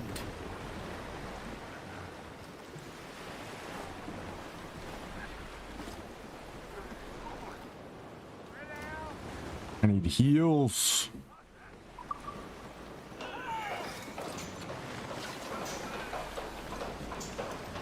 A song.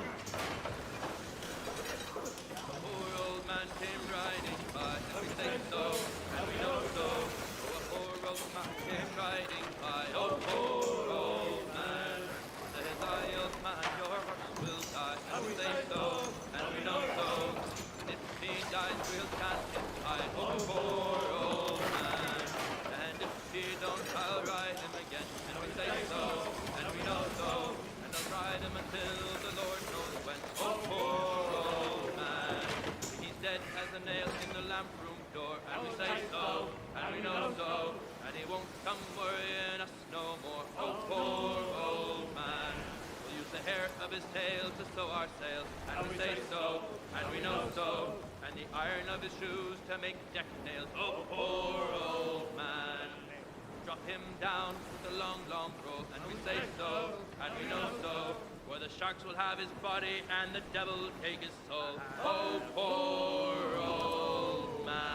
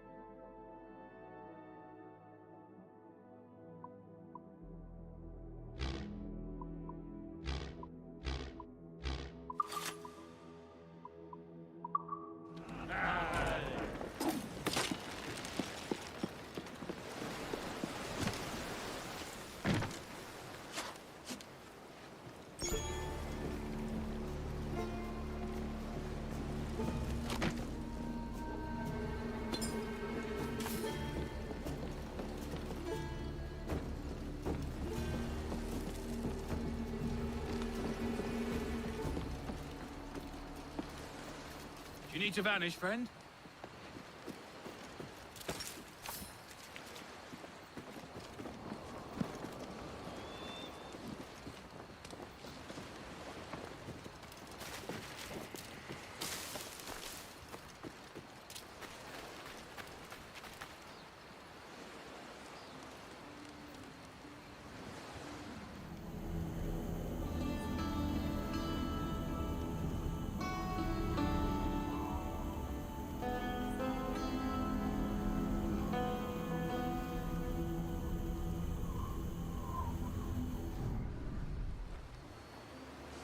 Why, look. It's the bastard son of the late William Kidd. Still a mere boy, and yet 10 times the demon his father was. Fancy seeing you here, Kenway. Still looking sleek and mean. Did you steal that costume from a dandy in Havana? No, sir. I found this on a corpse. One that was walking about and talking shite to my face only moments before. Huh. So, what's this I hear about a planned raid on a plantation? Not keeping secrets from me, are you? Not very well. Every day, schooners packed with sugar sail past, coming from plantations nearby. Most times they stop here, sell off a few crates. There's one man visiting today that'd earn you a fine profit. So if you'd like to rob his plantation, I'll point him out. I would.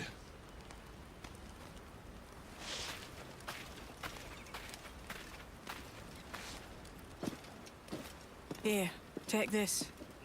It's deadly up close and from afar.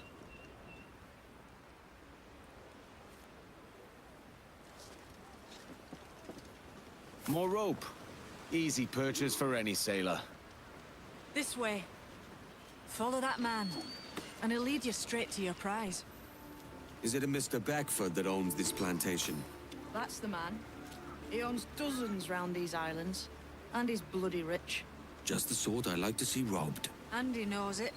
The Beckfords have their own army, courtesy of the Crown. Good. I'm only after the fattest prizes. His agent's inspecting the sugar crates. Try not to scare him off.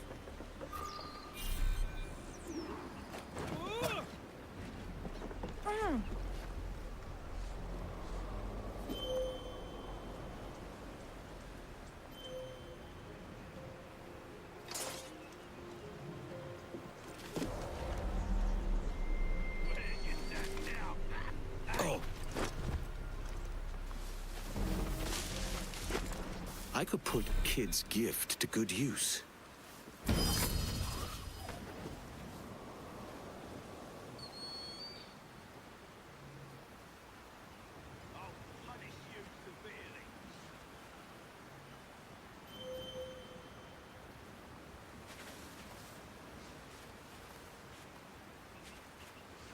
Why use it?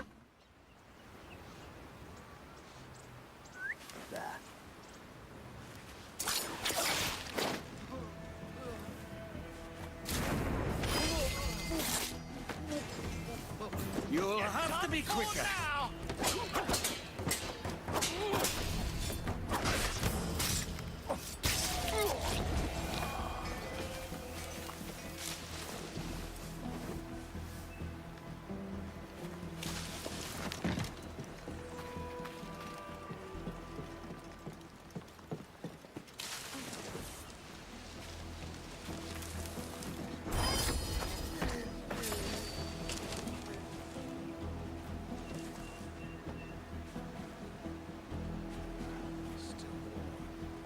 Any witnesses will come forth now.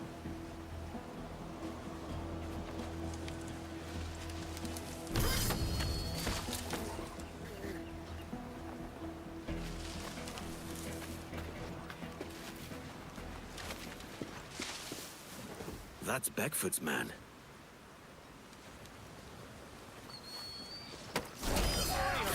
Just a poor workman.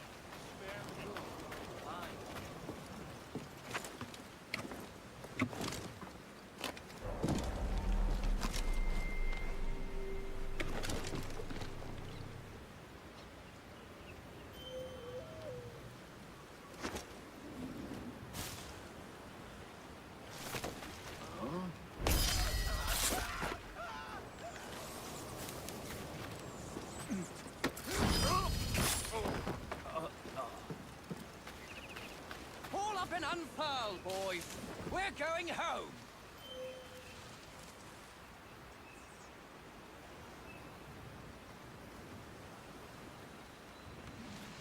Goodbye, all, and mark.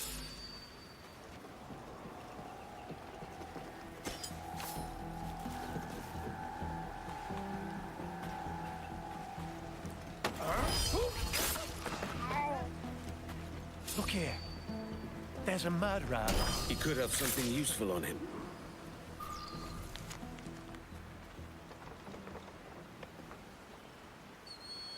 Uh, 110 barrels, molasses 25.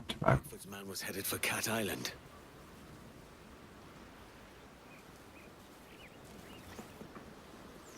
Wait, I've already been here. Shit.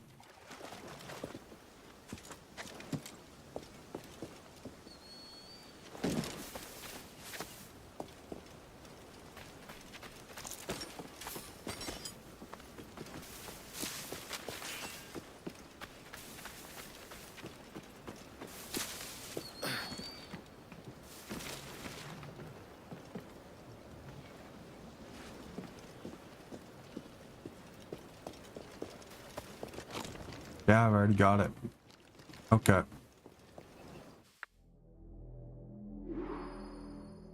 Okay, there's a tavern though, I haven't. Where's the tavern?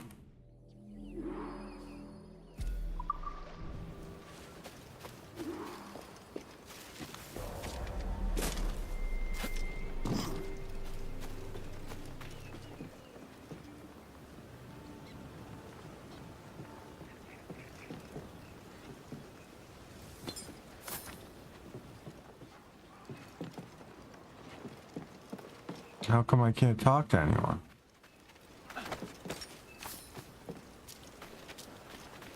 Alright, I guess I'm stuck.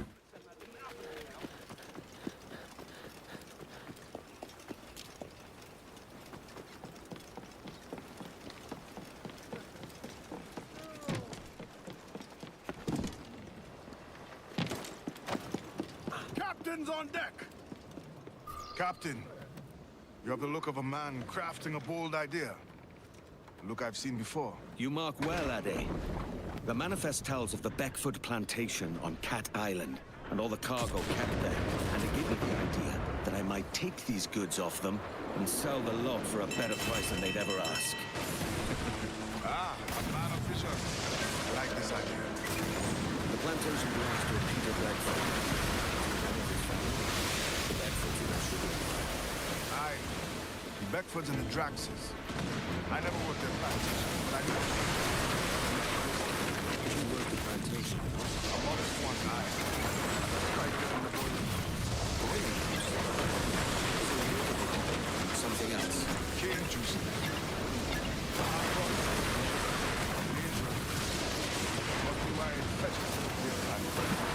Oh, I'm so fucked. So fucked. It's run between two metal rollers. And crush the juice from. Oh my lord. I was doing 0 damage on that thing.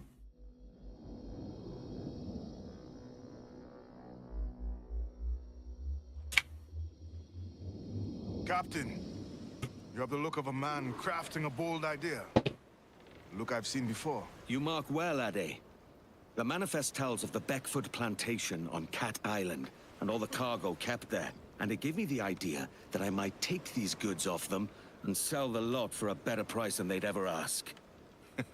Ah, a man of vision. I like this idea.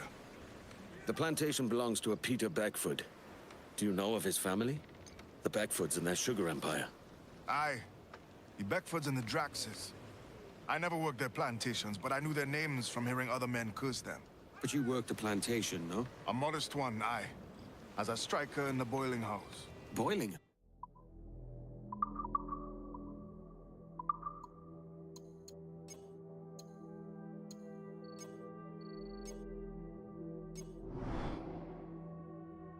Un second.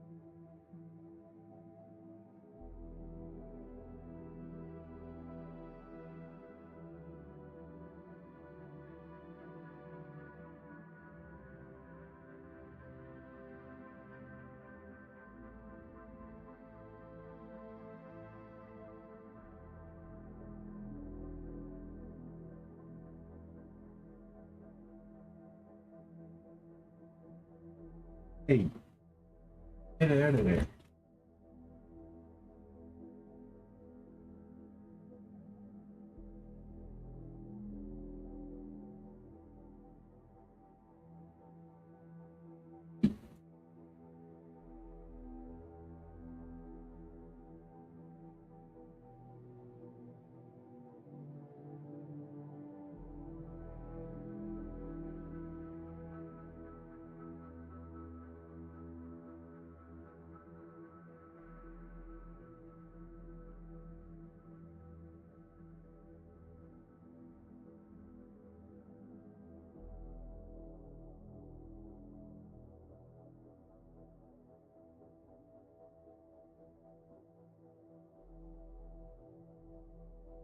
All right.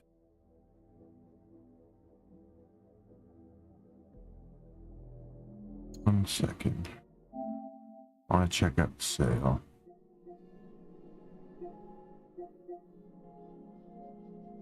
Thinking City.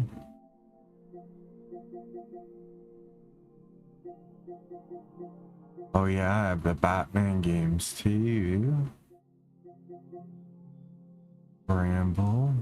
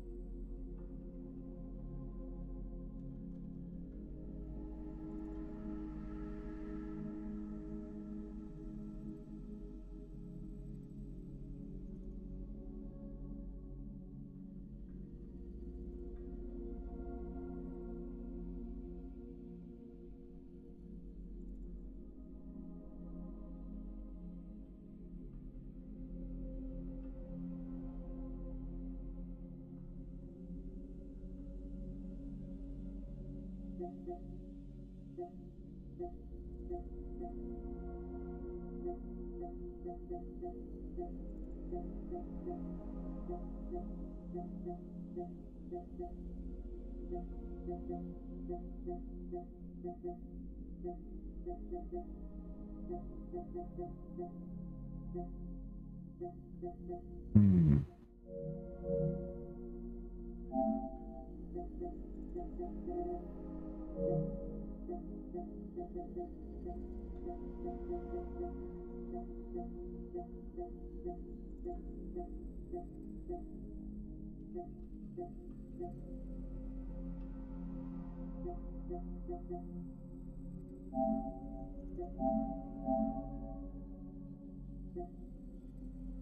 $361 is crazy low.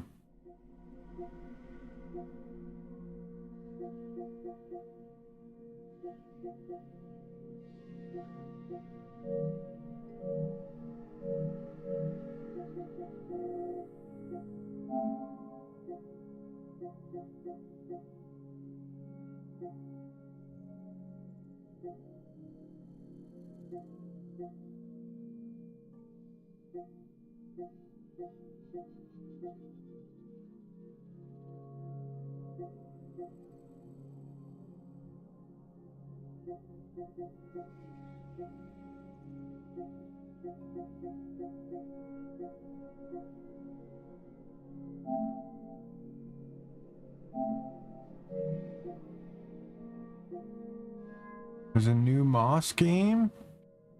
Shit.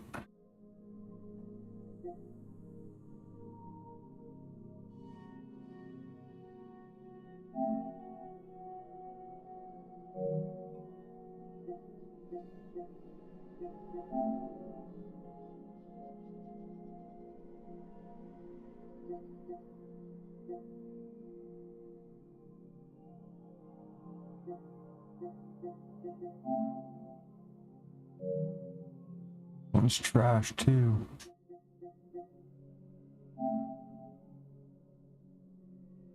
Ooh, I didn't know Pal World was on PlayStation.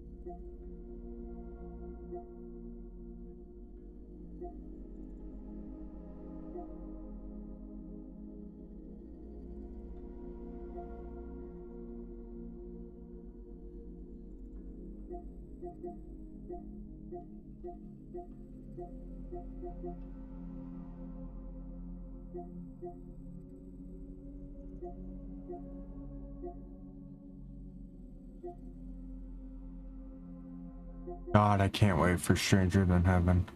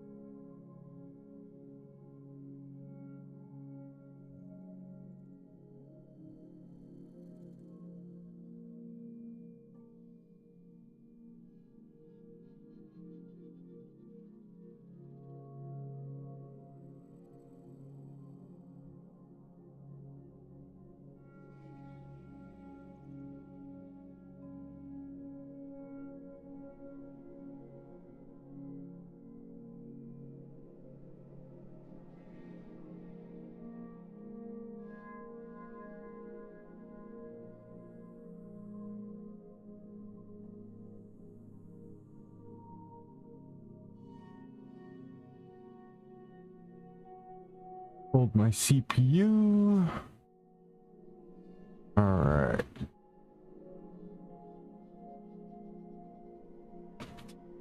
Alright, I'll be right back, guys. Fuck yeah, I needed this money.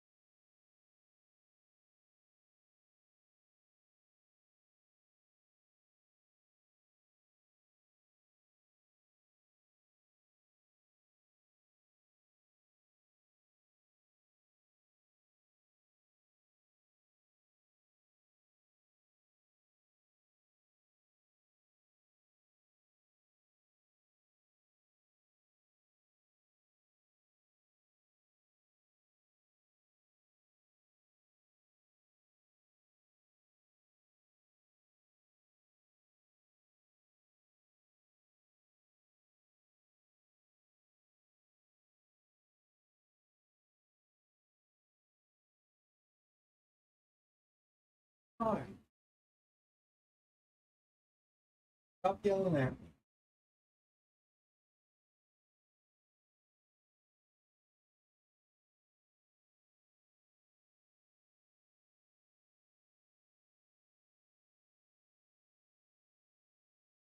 Watch out. Yeah.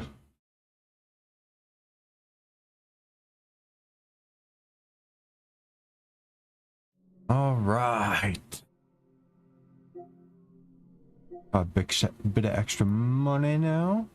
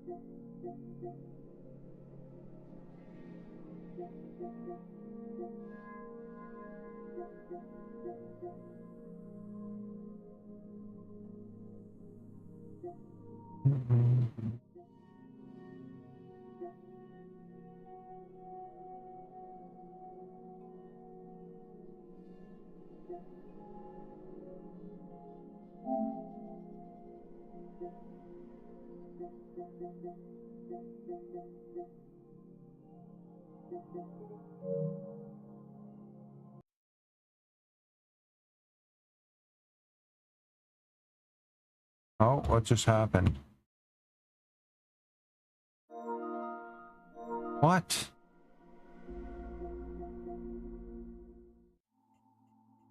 Let me see what's...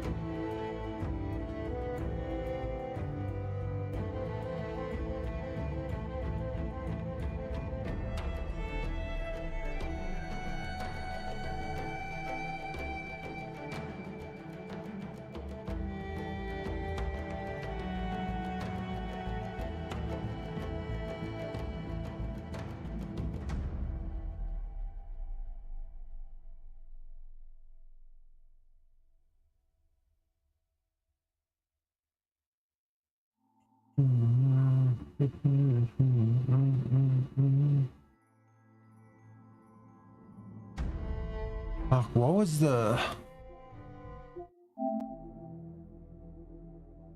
Oh yeah, Caligula.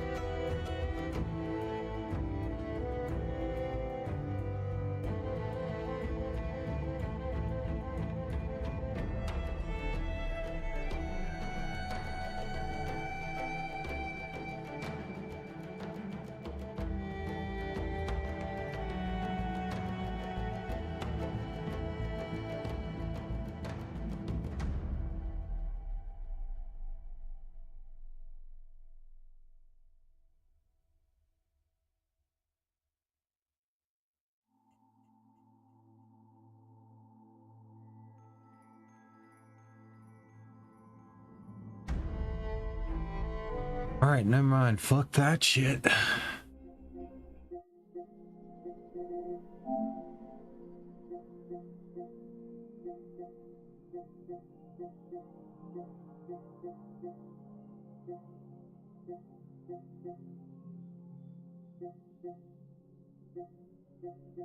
Man, it sucks. A lot of the games I was looking forward to turned out to be shit.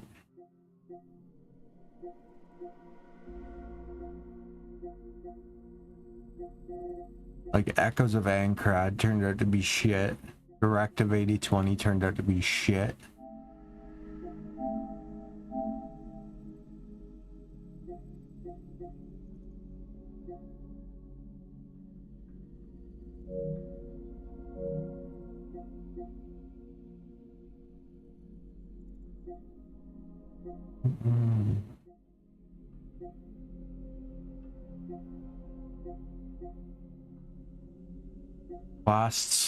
Last Soul Aside turned out to be shit.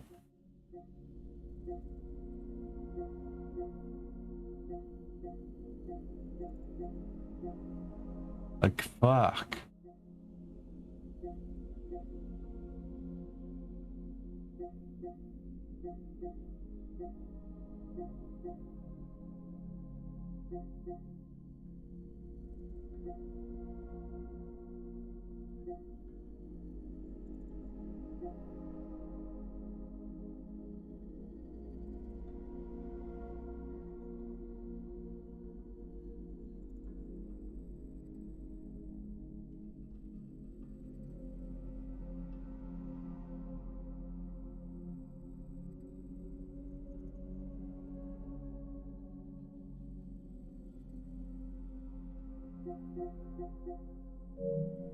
Where's that?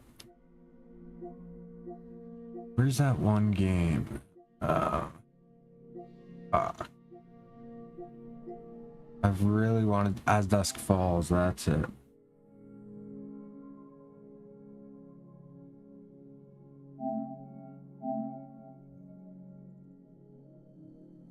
Fuck, I don't even remember getting 2 hours into it.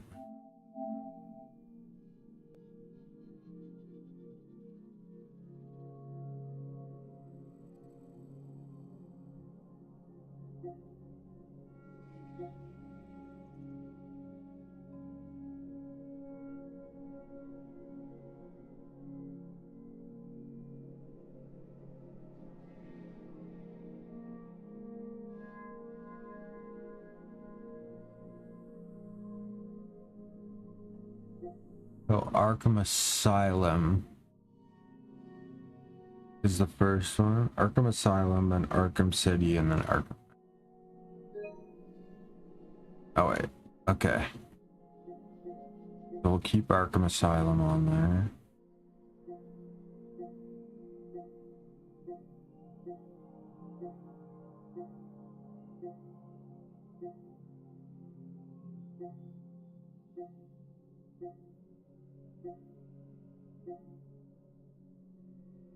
good and evil now. Probably noir now.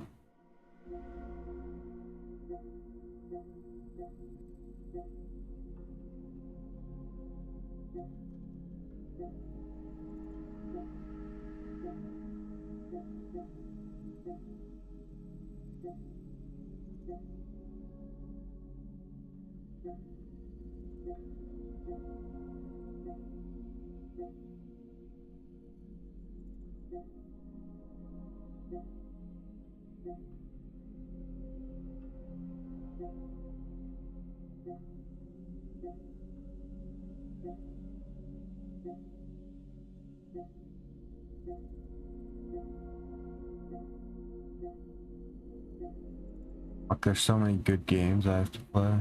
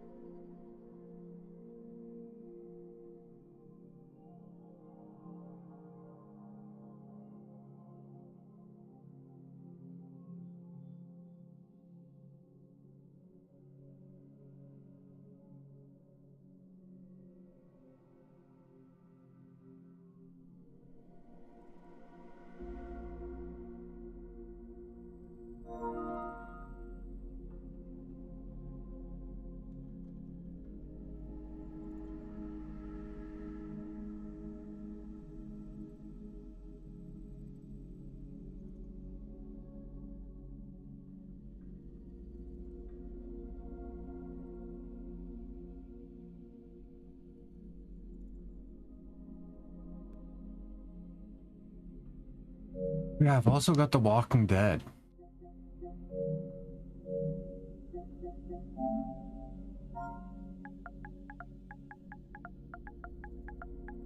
Or do I? I don't even know if I have them.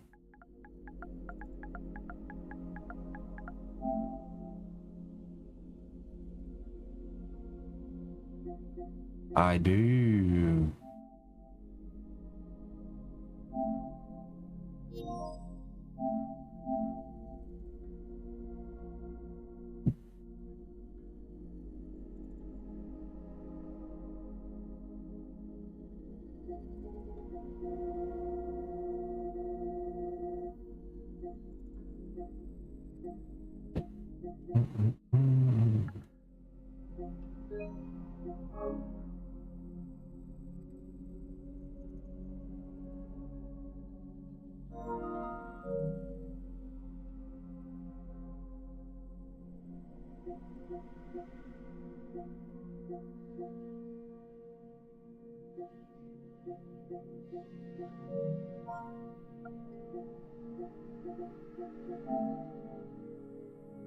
Hey.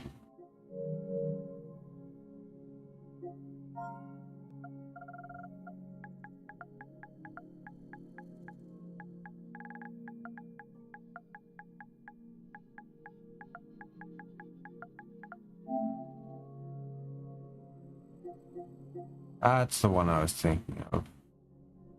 Oh, apparently it's not that great.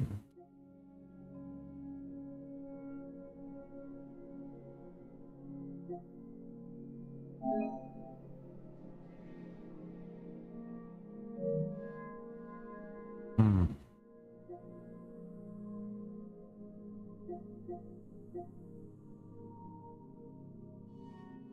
Do all of these games just get rated like shit? Like, what's going on right now?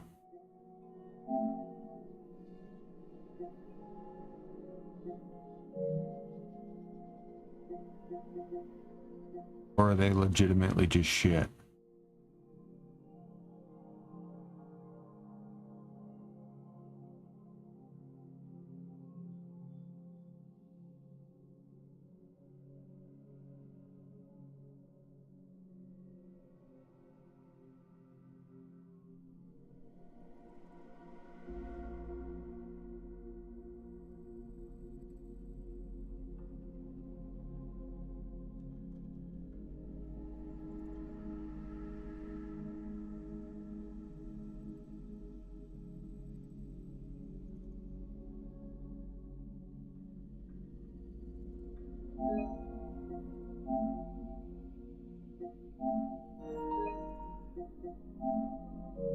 Not buying it.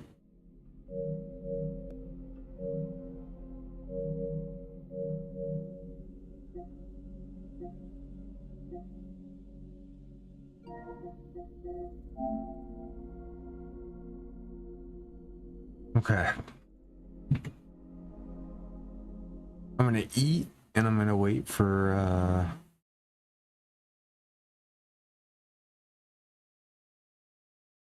these to download.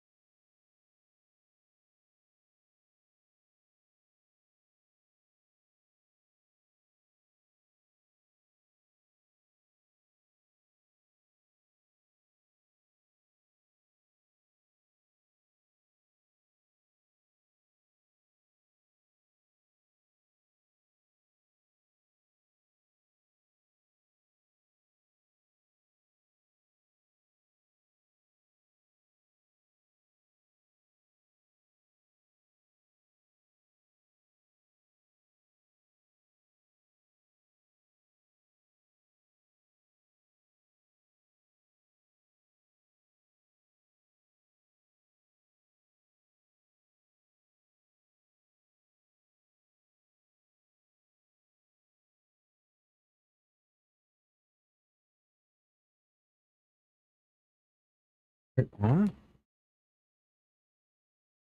Where's that?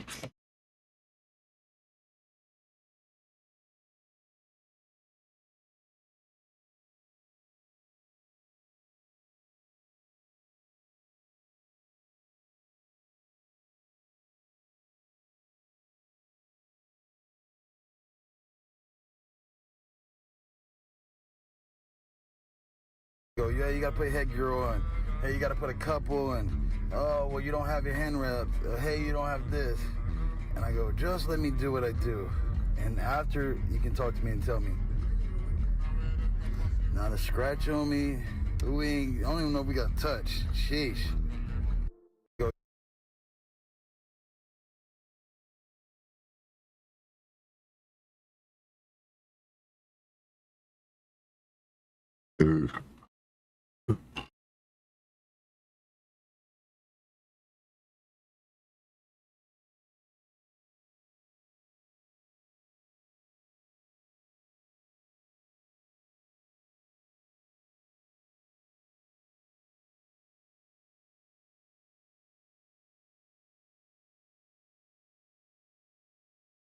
Christina died. What would your move be? What would my move be? Like, do you what mean? would you do?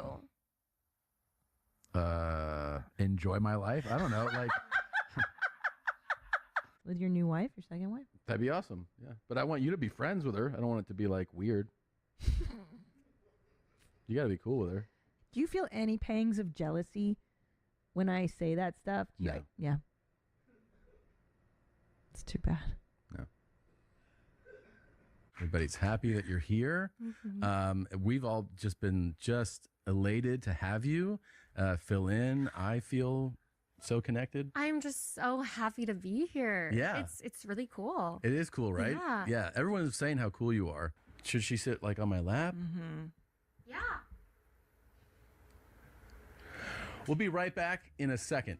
Looking back at the YMH podcast, there are a lot of moments that hit differently now than they did when they first aired. At the time, it just felt like Tom was jokingly hateful whenever he made fun of Christina.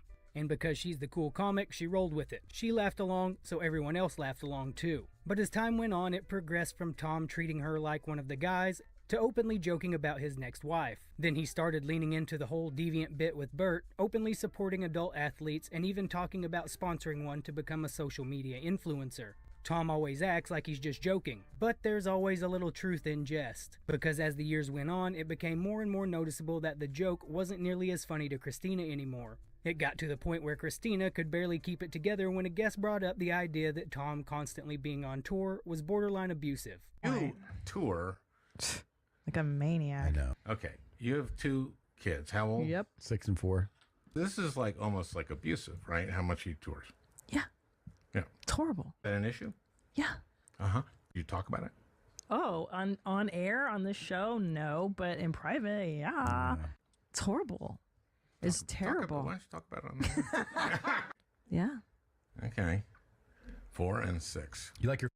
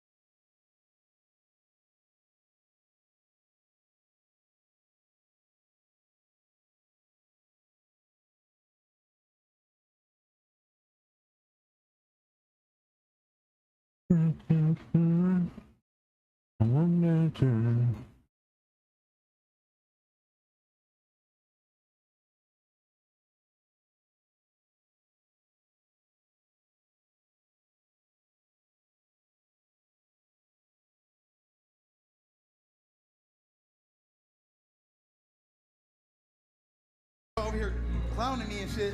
And I'm like, man, I gotta show them that I can box. And maybe it's not the way to box that y'all box the way y'all box, but I can box. And that's all I was trying to do, is get some respect. Say, hey, he can box too. I ain't trying to say that I'm the shit, but hey, he can box. But y'all was like, nigga, bang, bang, bang, and I'm gonna get knocked out. Bang, bang, bang. I'm like, oh, y'all gonna do me like that? Same way. Over here clowning me and shit. And I'm like, man, I gotta show them that I can box. And maybe it's not the way to box that y'all box the way y'all box, but I can box. And that's all I was trying to do, is get some respect. Say, hey, he can box too. I ain't trying to say that I'm the shit, but hey, he can box. But y'all was like, nigga, bang, bang, bang, and I'm gonna get knocked out. What is... Do you stand when you rap? Yeah.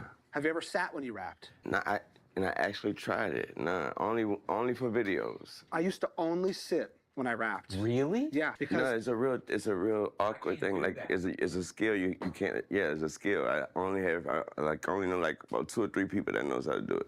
Do you stand when you rap? Yeah. Have you ever sat when you rapped? No, Let's make homemade jerky. The Dow Strong Shark Series butcher knife.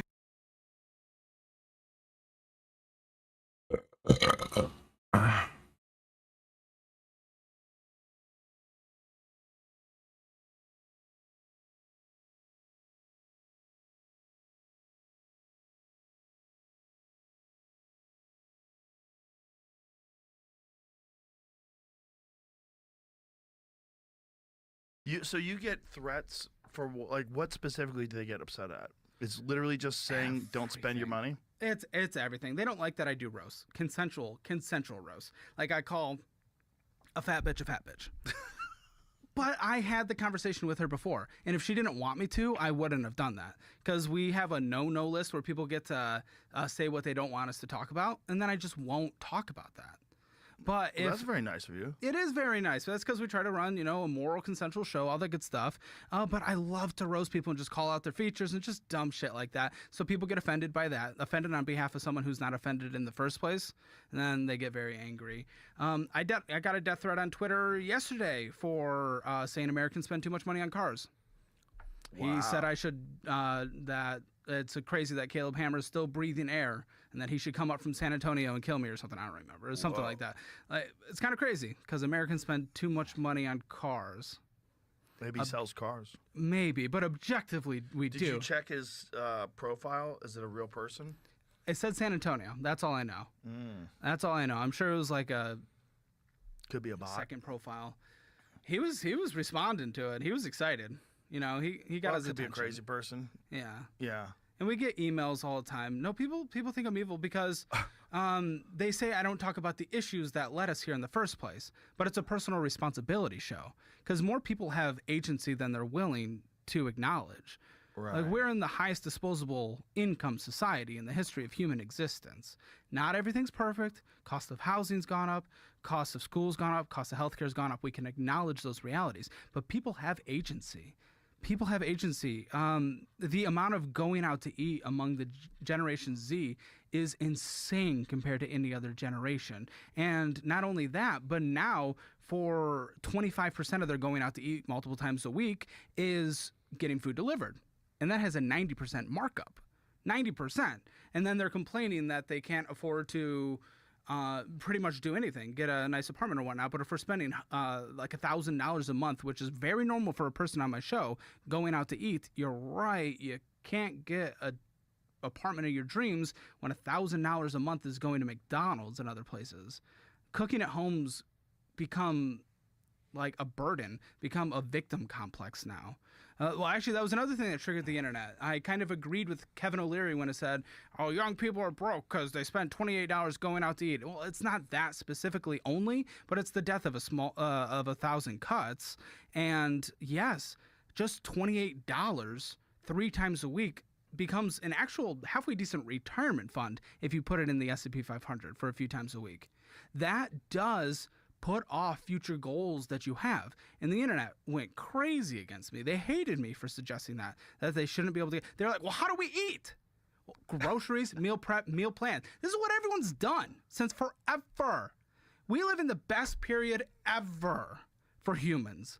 Best period ever. Our jobs are better. Everything's better. Even when you think of like buying the starter home in the 50s and whatever, they were like the size of this room that we're in right now, mass produced. Okay, that's still a home that's great you could buy, but you were going to a job that you hated, that you were sweating, that had no AC, where you're working with your hands all day, and it was miserable. They didn't like the jobs. They liked that they had a good paying job. But now people go to the office and they think they're a victim for not being able to meal prep before going to the office, the AC'd office.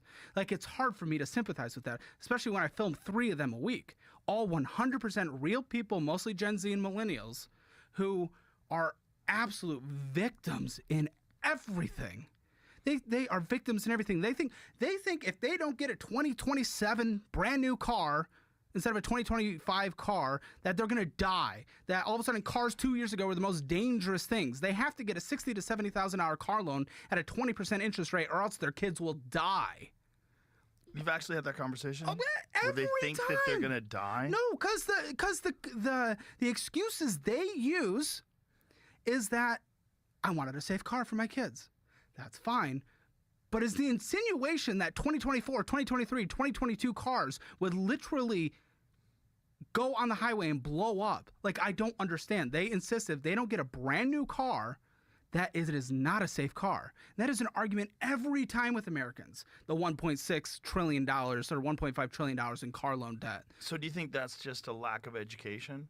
Because like a car from 2020 is just as safe as a car from 2026. There's no difference. Absolutely. There's no difference in airbags, no difference in anti-lock brakes. There's very few differences in any of the technology involved.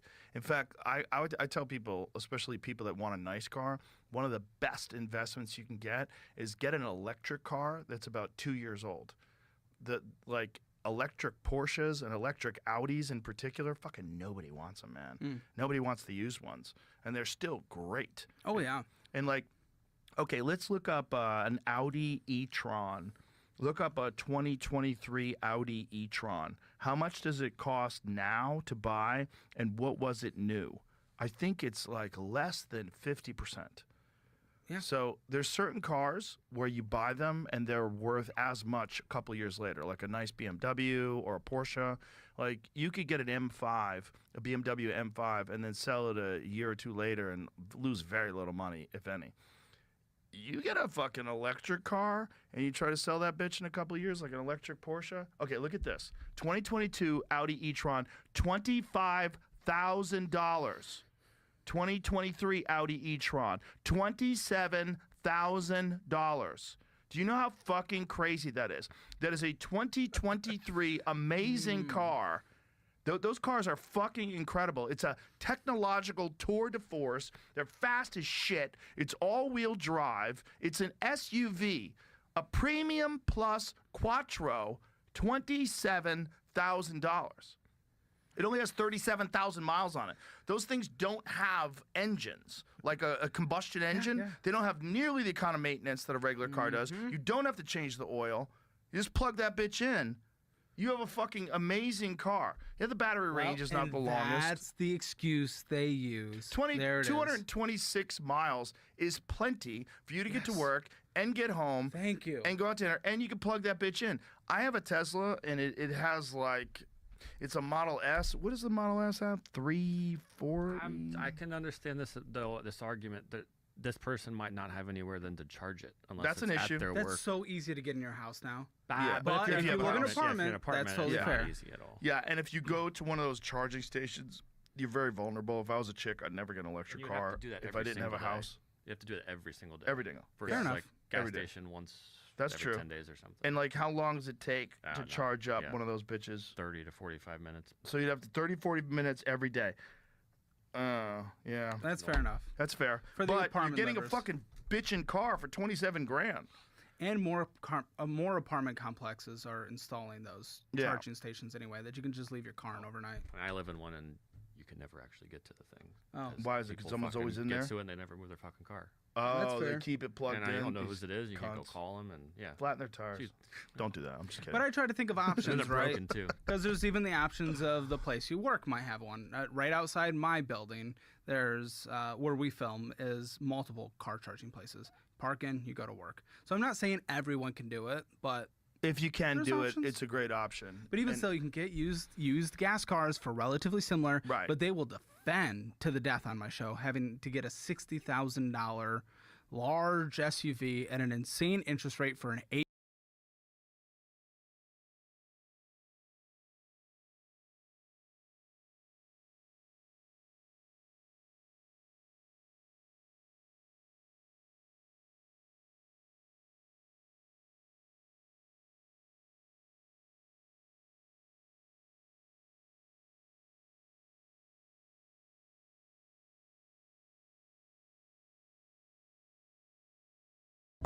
Es diferente.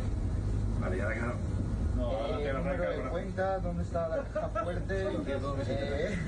¿Cómo no aprender la jiu-jitsu, What in the hell is this? Straight up question, who would win, Paddy the Baddy versus Ilya Topuria? 50-50. They just had a playoff. It was an interim championship, but consider that a semifinal, because whoever wins that is going to draw into the championship match, of which in the bracket, Ilya Topuria is sitting there waiting. Paddy does not make it out of the semifinal, but the guy who does, Justin Gaethje, gets over on Ilya Topuria, and you could certainly say Justin got over on Ilya easier than he got over on Paddy just because of the finish. You might smear that back in my face, and I'm not even telling you that Paddy can't beat Ilya Topuria. I'm just telling you that 5 months ago, you didn't think he could beat Ilya Topuria. Not to mention, I would argue that in the second round, Ilya Topuria went on a run that was arguably one of the most impressive displays of martial arts skills that we've ever seen. Justin Gaethje won that fight. Justin Gaethje is the best fighter in the world. I'm not trying to take that back. Not at all. But what is it that you think that you saw? What is it that under-impressed you with Ilya? I'm curious. For 6 full weeks, Ilya Topuria had been keeping a low profile, avoiding the cameras. Now, the wait is over, and the man everyone's been eager to see has finally emerged, shedding his sunglasses.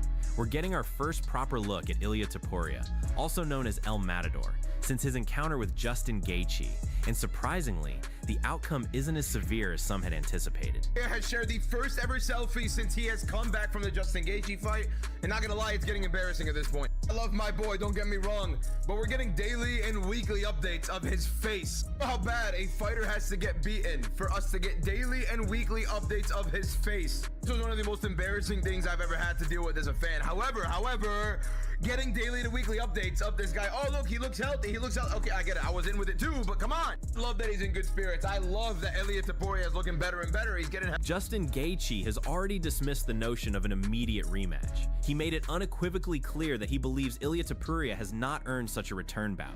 Instead, the BMF champion highlighted Arman Sarukian as the fighter far more deserving of a title shot, also mentioning Charles Oliveira and Max Holloway as contenders ahead in line. His argument is straightforward and difficult to refute. Gaethje emphasized he did not defeat Topuria with a lucky shot or a quick finish. He outworked and broke him down. Therefore, a rematch before Topuria secures another victory is illogical. Asking for a rematch at the end of... He's been saying... have maybe, but his mouth is not saying that. Maybe, and okay, so maybe they say they wanted a rematch at the end of the year, maybe December.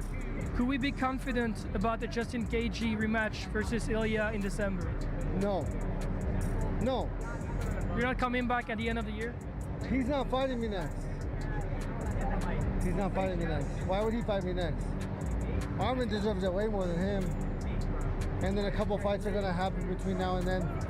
I didn't knock him out. I didn't get lucky. I beat him up. He's gonna have to get a win before he fights for a championship. He might go back to 145. We don't know what Ilya's doing. Are you his manager? You work for Ilya? No, I'm not. Yeah, obviously. You think you should fight me next? Over everybody else? Over Oliveira? I don't know. I over think Holloway? Over Sarukian? I think there's a lot of people in the lightweight division. Yeah, so you think he should be the one?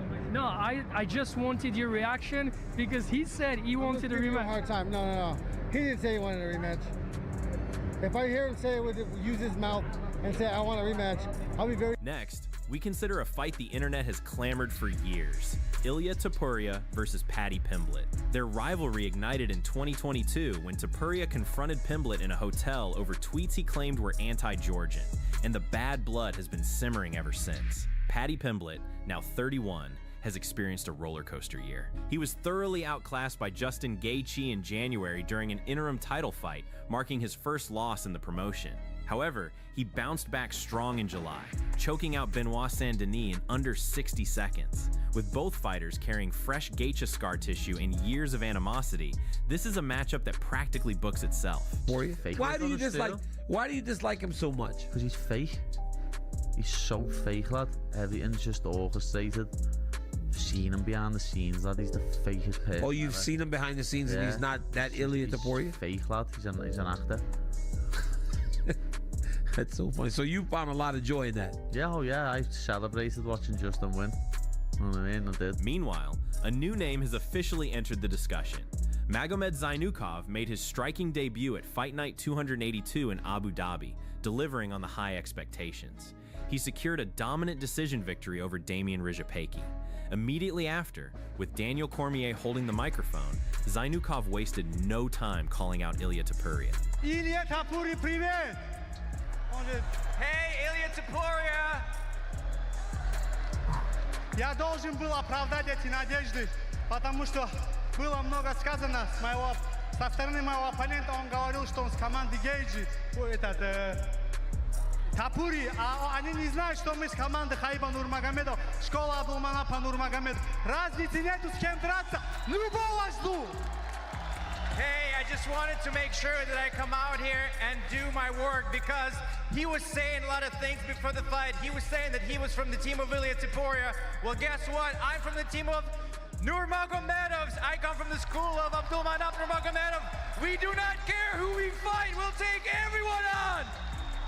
He pointed out that Rizhapeki had trained with Topuria before that title loss and, through his interpreter, declared that he comes from the school of Abdulmanap Nurmagomedov and Akhmedov, adding that they are prepared to fight anyone. Demetrius Johnson is fully on board. In a recent video, he broke down the debut and, in fact, dedicated a significant portion of it to insisting fans call the fighter Chenko rather than John Pork, a meme that ironically originated on Johnson's own channel. Johnson is enthusiastic about a potential matchup between Chenko and Ilya Topuria, believing it's more feasible than current rankings might suggest, especially given the stacked lightweight and featherweight divisions that offer numerous options for Topuria. That's a beautiful fight.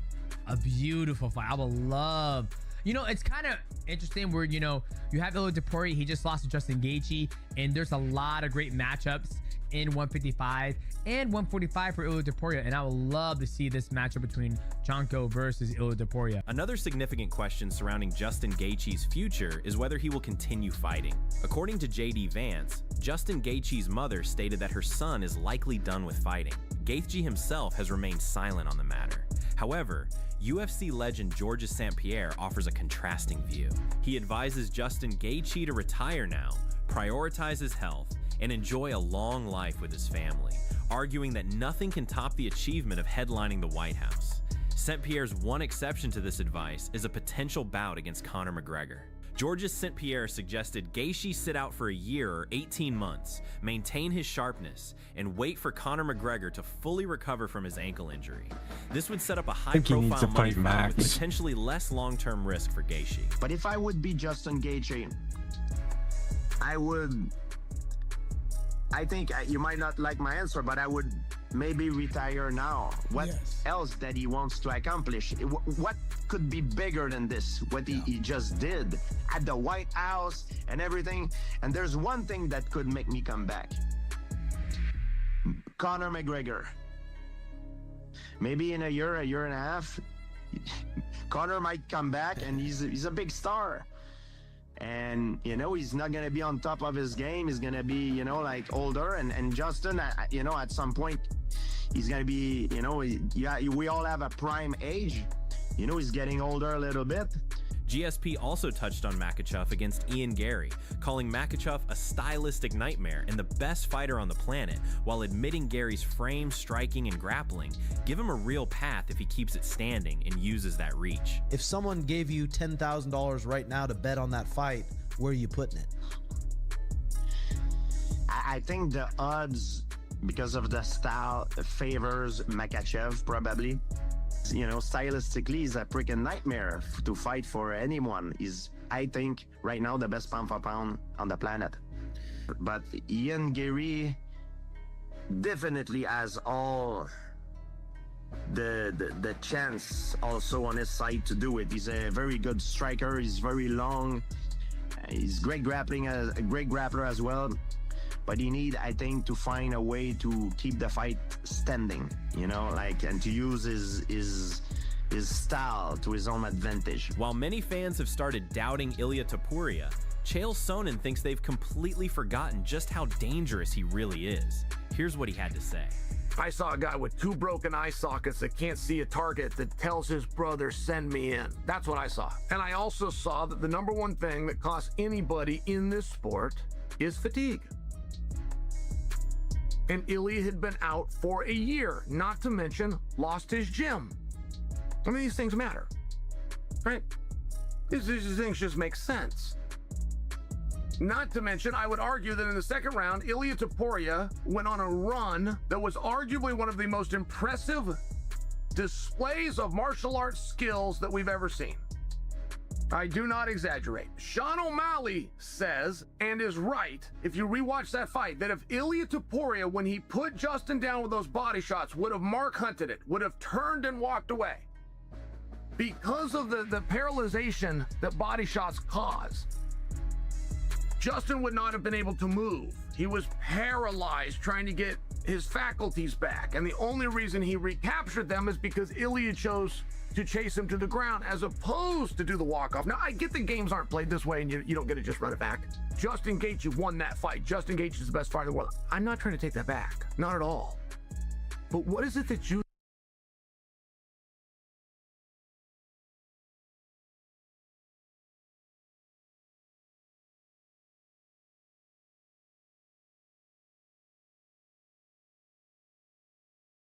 Okay.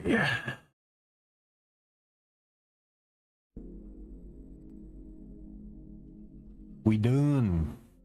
All right, what do I want to play?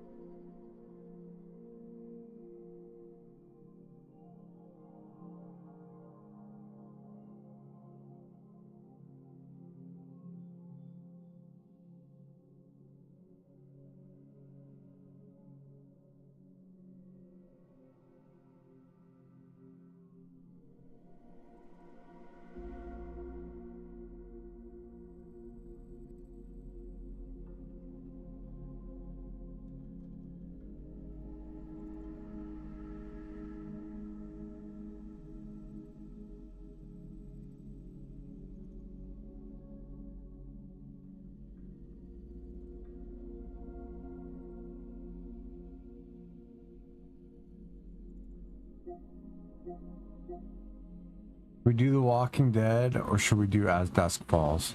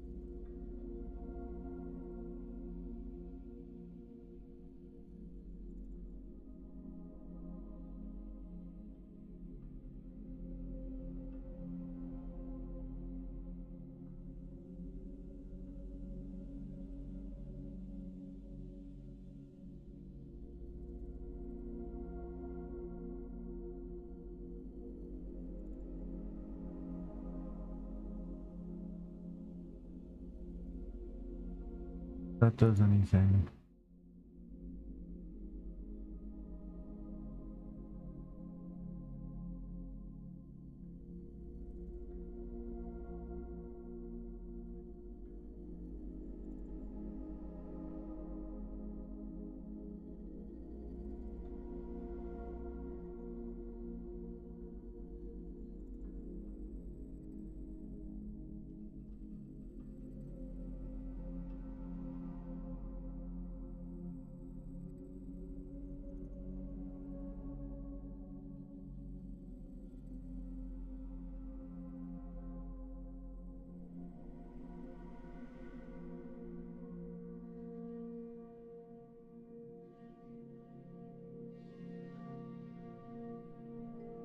Alright. Let's fucking try it out.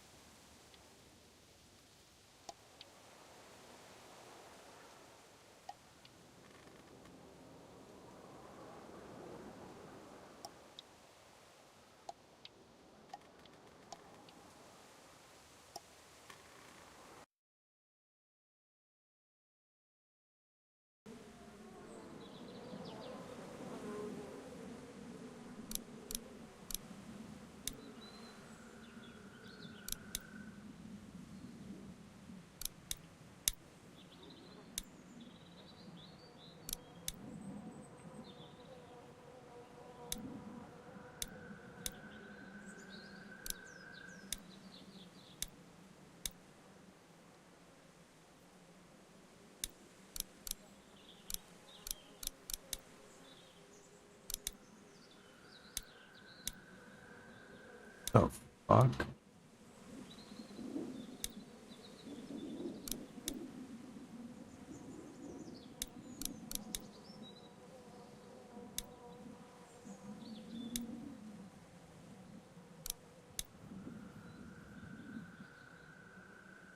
Elite.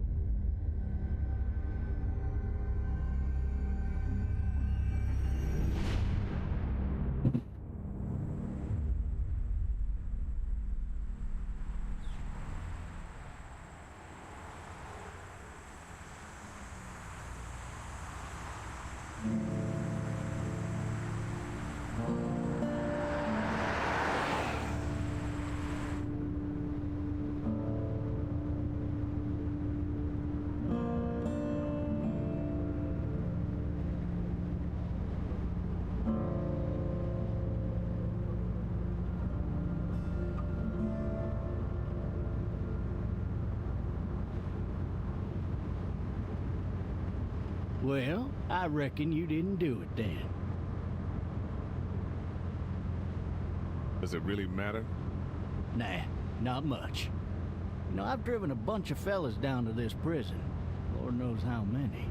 Usually it's about now I get the, I didn't do it. Not for me. Because guys in your position already said it enough.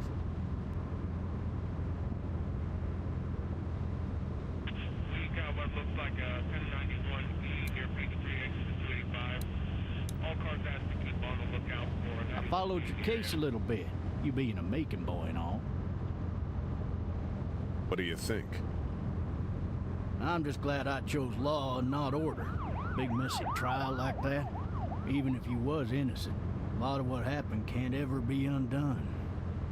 Be advised, medical personnel Any of that seem important to you? All of it, but that box never shuts up. Sit in this seat and pay too much attention and you'll drive yourself crazy. I got a nephew up at UGA. You teach there long? Going on my 6th year. You meet your wife in Athens? You want to know how I see it?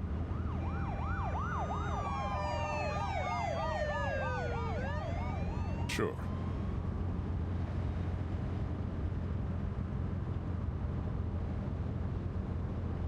Regardless, could be you just married the wrong woman.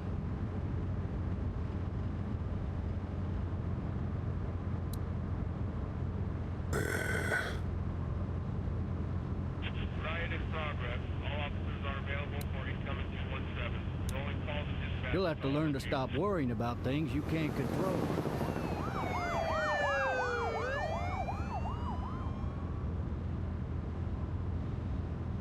I'm driving this man once. He was the worst one. He wouldn't stop going on about how he didn't do it. He was an older fella, big soft eyes behind a pair of smart folk glasses. And he just wailing back there. Says it wasn't him. Crying and snotting all over right where you're sitting. All officers are available for incoming 217. Then before long, he starts kicking the back of the seat like a fussy baby on an airplane. And I tell him he's got to stop. That's government property, and I'll be forced to zap him otherwise. So he stops, and having exhausted all his options, he starts crying out for his mama. Mama, it's all a big mistake. It wasn't me. So did he do it? They caught the fucker red-handed, stabbing his wife, cutting her up as the boys came through the door. He sits in my car screaming bloody murder that it wasn't him. I think he actually believed it himself. It goes to show, people will up and go mad when they believe their life is over. Oh, I got another good one for you. This one's a little bit less depressing and a bit more hilarious, if I do say so. This other time...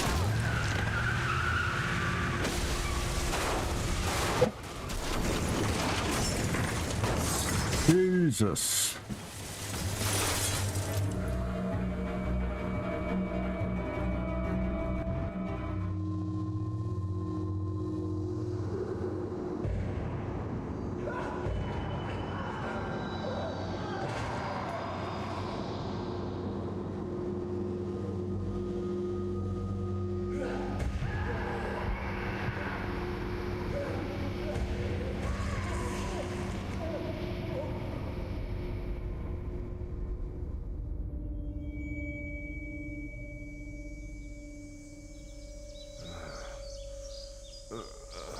Oh, shit. Thirsty. Ah! Fuck! My leg.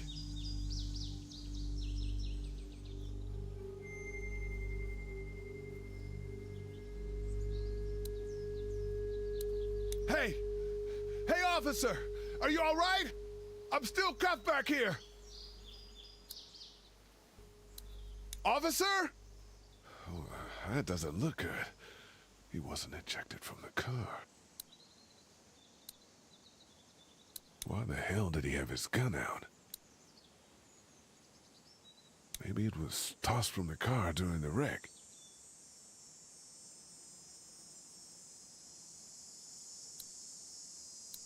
He's not moving.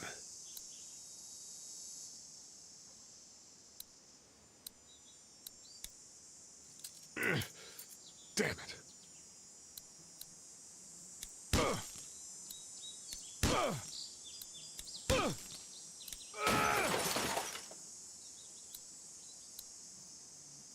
I need to drag myself out that window.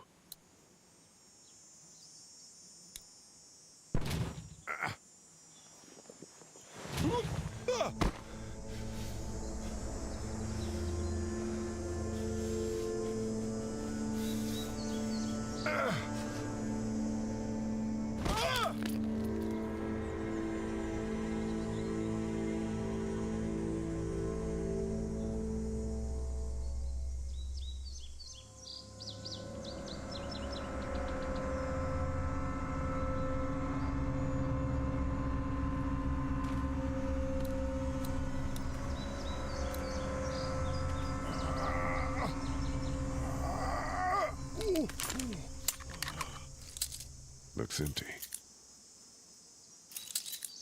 It'll be easier to carry with these cuffs off.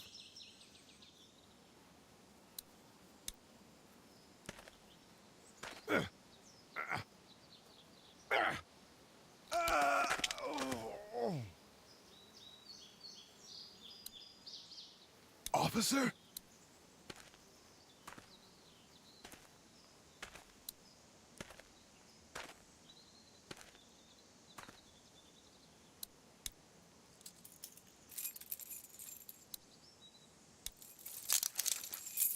Shit. Oh, right by his mouth? That's not good.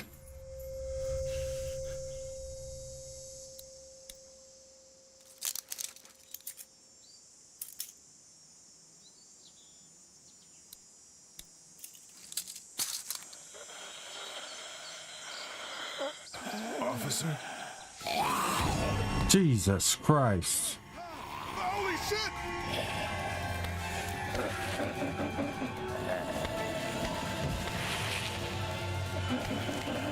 Get away from me!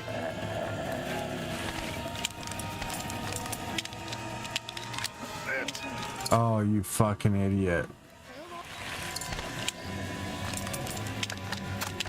Don't make me do this!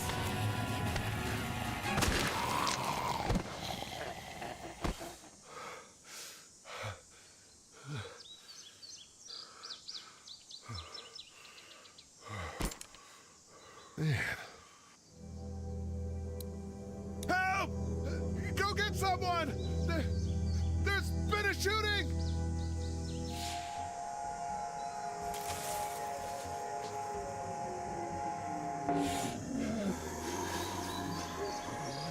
Oh, fuck. Get the fuck out of here.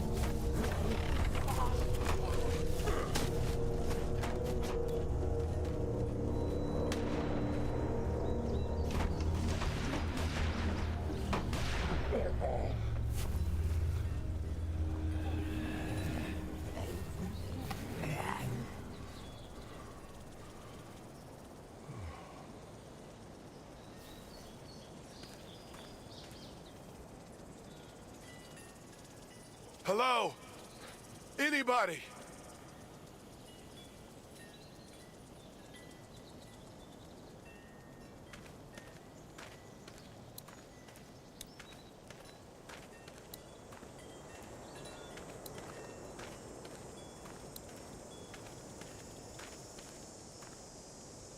Hello?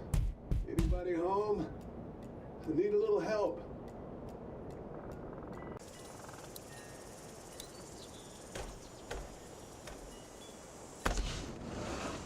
Coming in.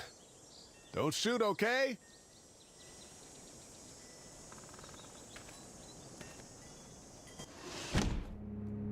Ah, shit. Hello? I'm not an intruder. Or one of them. These people might need more help than I do.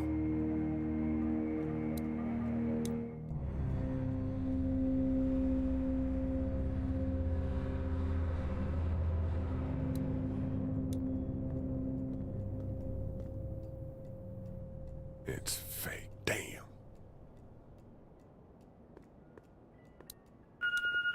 Oh, Jesus. I just looked at it. What the fuck? Why would you do that? Fucking retard.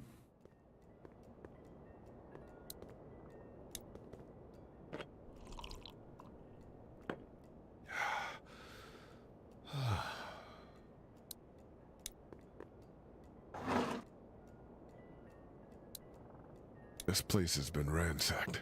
Just about anything worthwhile is gone.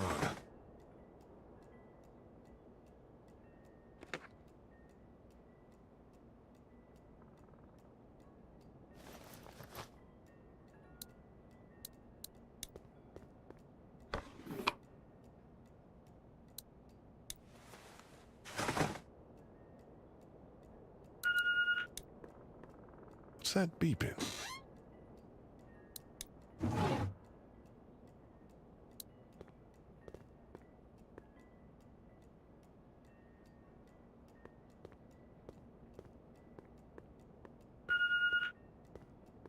There are 3 new messages.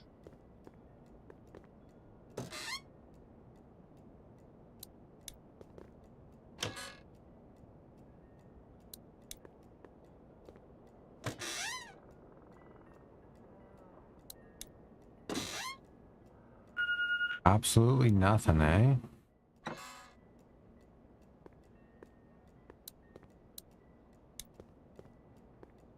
The Marsh House. That's a Savannah area code. But that's the type of note you'd leave a babysitter.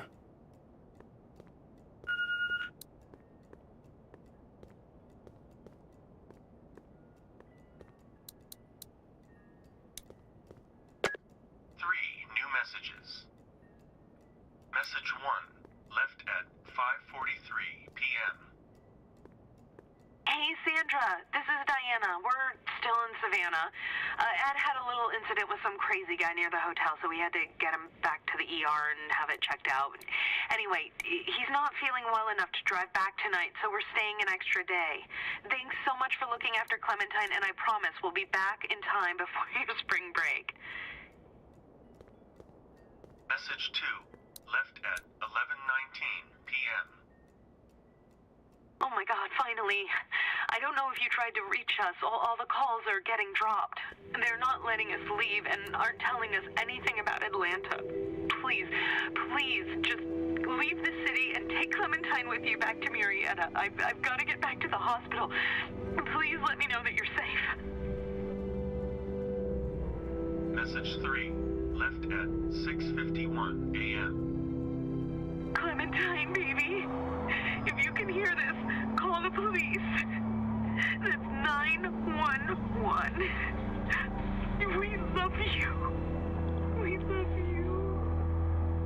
We love you.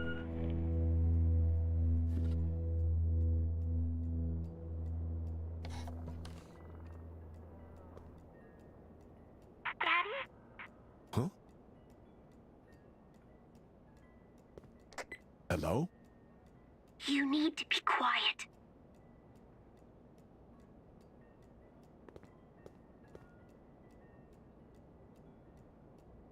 Are you okay? I'm okay. They tried to get me, but I'm hiding until my parents come home.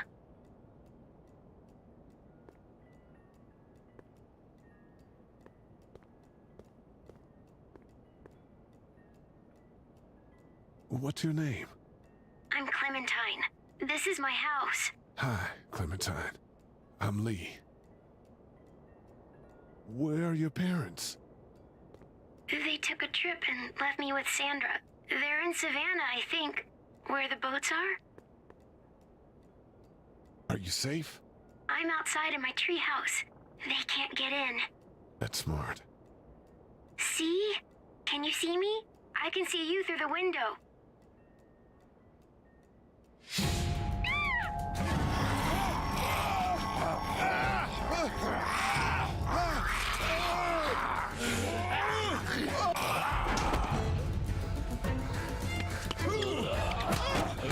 Oh my God.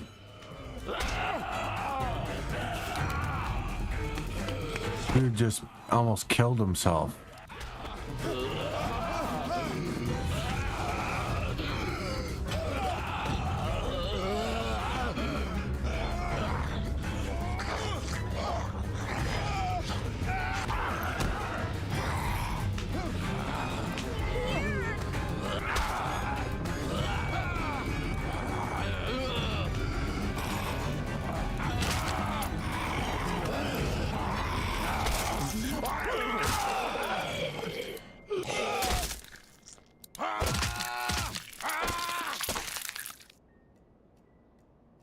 Jesus.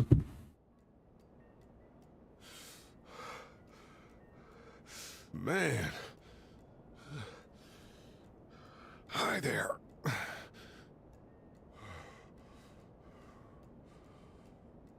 Did you kill it? Yes. It's okay. I think she was a monster. I think so too. You've been all by yourself through this? Yeah, I want my parents to come home now. I think that might be a little while, you know? Oh. Look, I don't know what happened, but I'll look after you until then. What should we do now?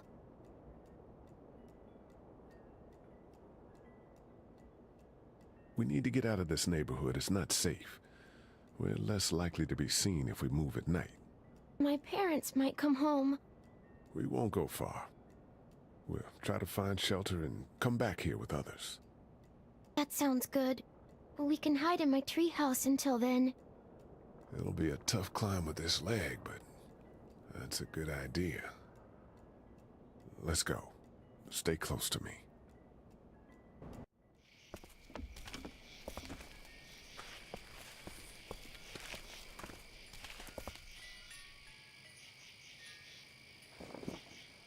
Now let's stay quiet. We'll head out to the front yard and follow the road out of the neighborhood. Okay. It'll be okay. Stay near me, and we'll move as fast as we can.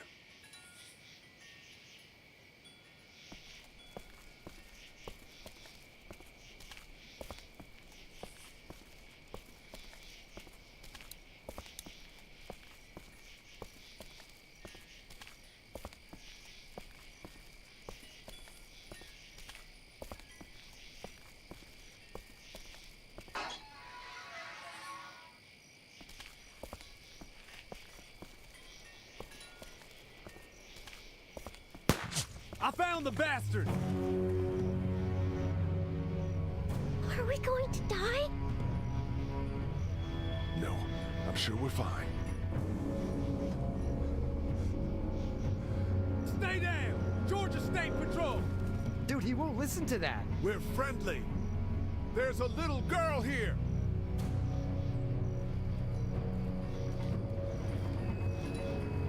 Oh shit, you're not one of those things. Neither of us are. Oh damn, you've got a little girl. We're sorry about that. Well, Andre's sorry about that. It's Officer Mitchell. My name's Sean. Sean Green. This is Andre. Officer Mitchell. Did you see any of those things? One of them just got our buddy Chet.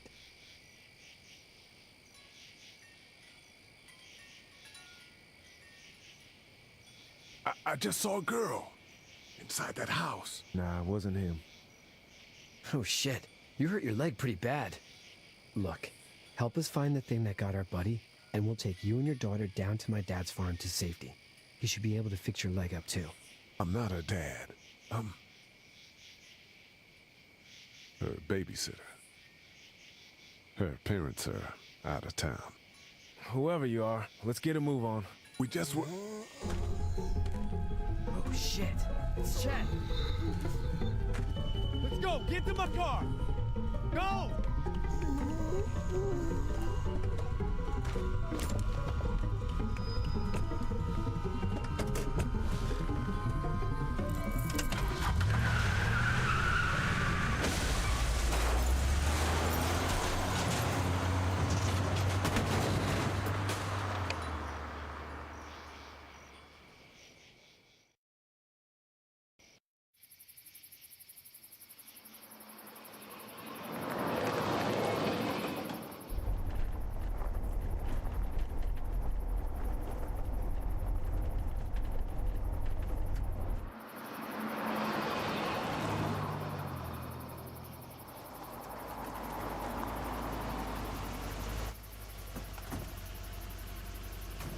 Say hi to your dad for me. Yeah.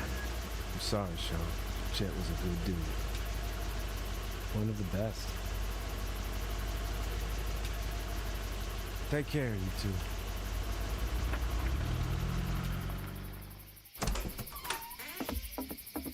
Thank God you're okay. I was worried it'd be bad here, too. Been quiet as usual the past couple days. Old Brecken down the way thinks his mare's gone lame, but that ain't nothing new. I ran into Andre outside of Atlanta, and, Chet, he got killed. No. You're kidding. Those things got him. Dad, I don't know what's going on. I'm sorry, Sean.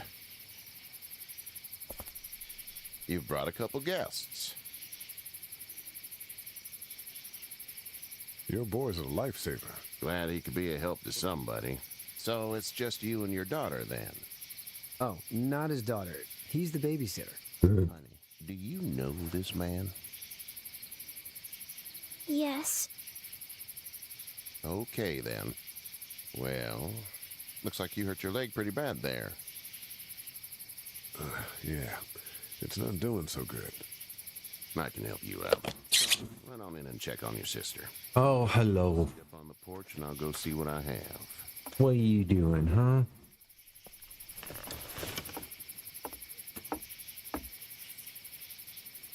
What are you up to, huh? Let's have a look. What you doing? Yeah, this is swollen to hell. It hurts like hell. I bet it does. What did you say your name was? It's Lee. Nice to meet you, Lee. I'm Herschel Green. How'd this happen? Car accident. That's so. Where are you headed before the car accident? I was getting out of Atlanta. The news says stay. Yeah, well, that's a mistake. We hit a guy. One of those things you've been hearing about. On the road. Who are you with? The girl? I was with a police officer. He was giving me a ride. Awful nice of him. I'm an awful nice guy. House is full up with mine. We got another displaced family of 3 sleeping in the barn. You and your daughter are welcome to rest there when we're done here. Hi. What's your name, darling? Clementine. Can't imagine what you've been through, Clementine. I'm looking after her until we find her parents. Hey, Dad. So I'm thinking, first thing tomorrow, we gotta reinforce the fence around the farm. With what happened to your friend? Maybe that's not a bad idea.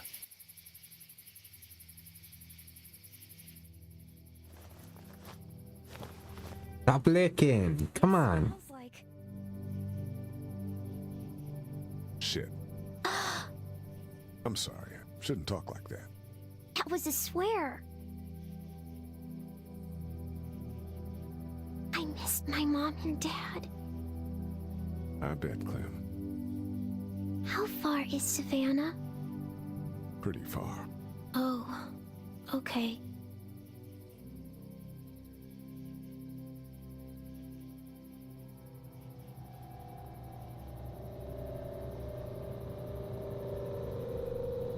I love you, baby.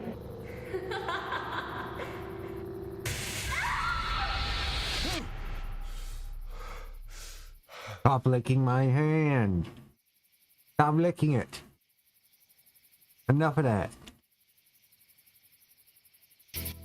Hey, get up. Don't. I'm itchy. Well, you slept in a barn. Enough. Lucky you don't have spiders You in. and your sandpaper tongue. I bet your daddy scared them all away, huh? I'm, not her dad. Name's Lee. I'm Kenny. Dad, we're in the middle of a fence. There's a tractor and everything. We better get going, or we won't hear the end of it. That's Stop licking. Call him Duck, though.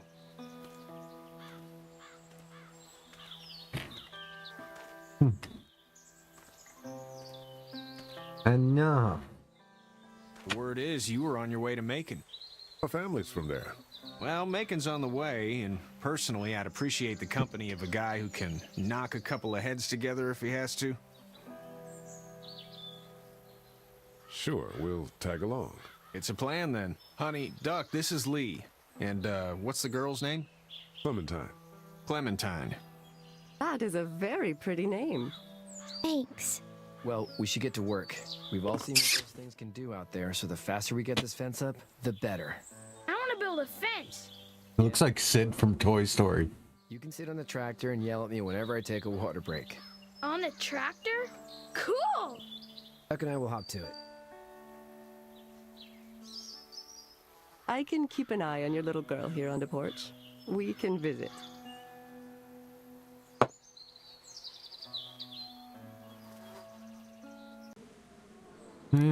Not really feeling the game.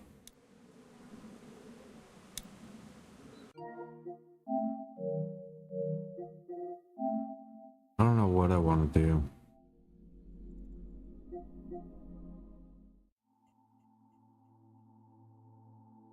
Siege of Charlestown. If I already have 15 hours in it.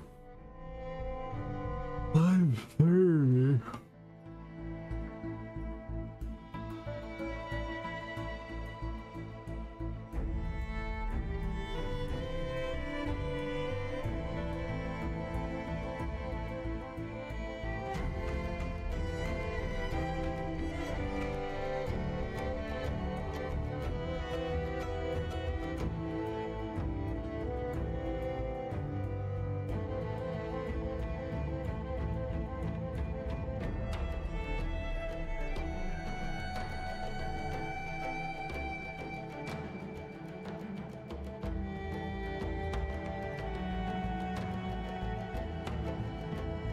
Alright, fuck it.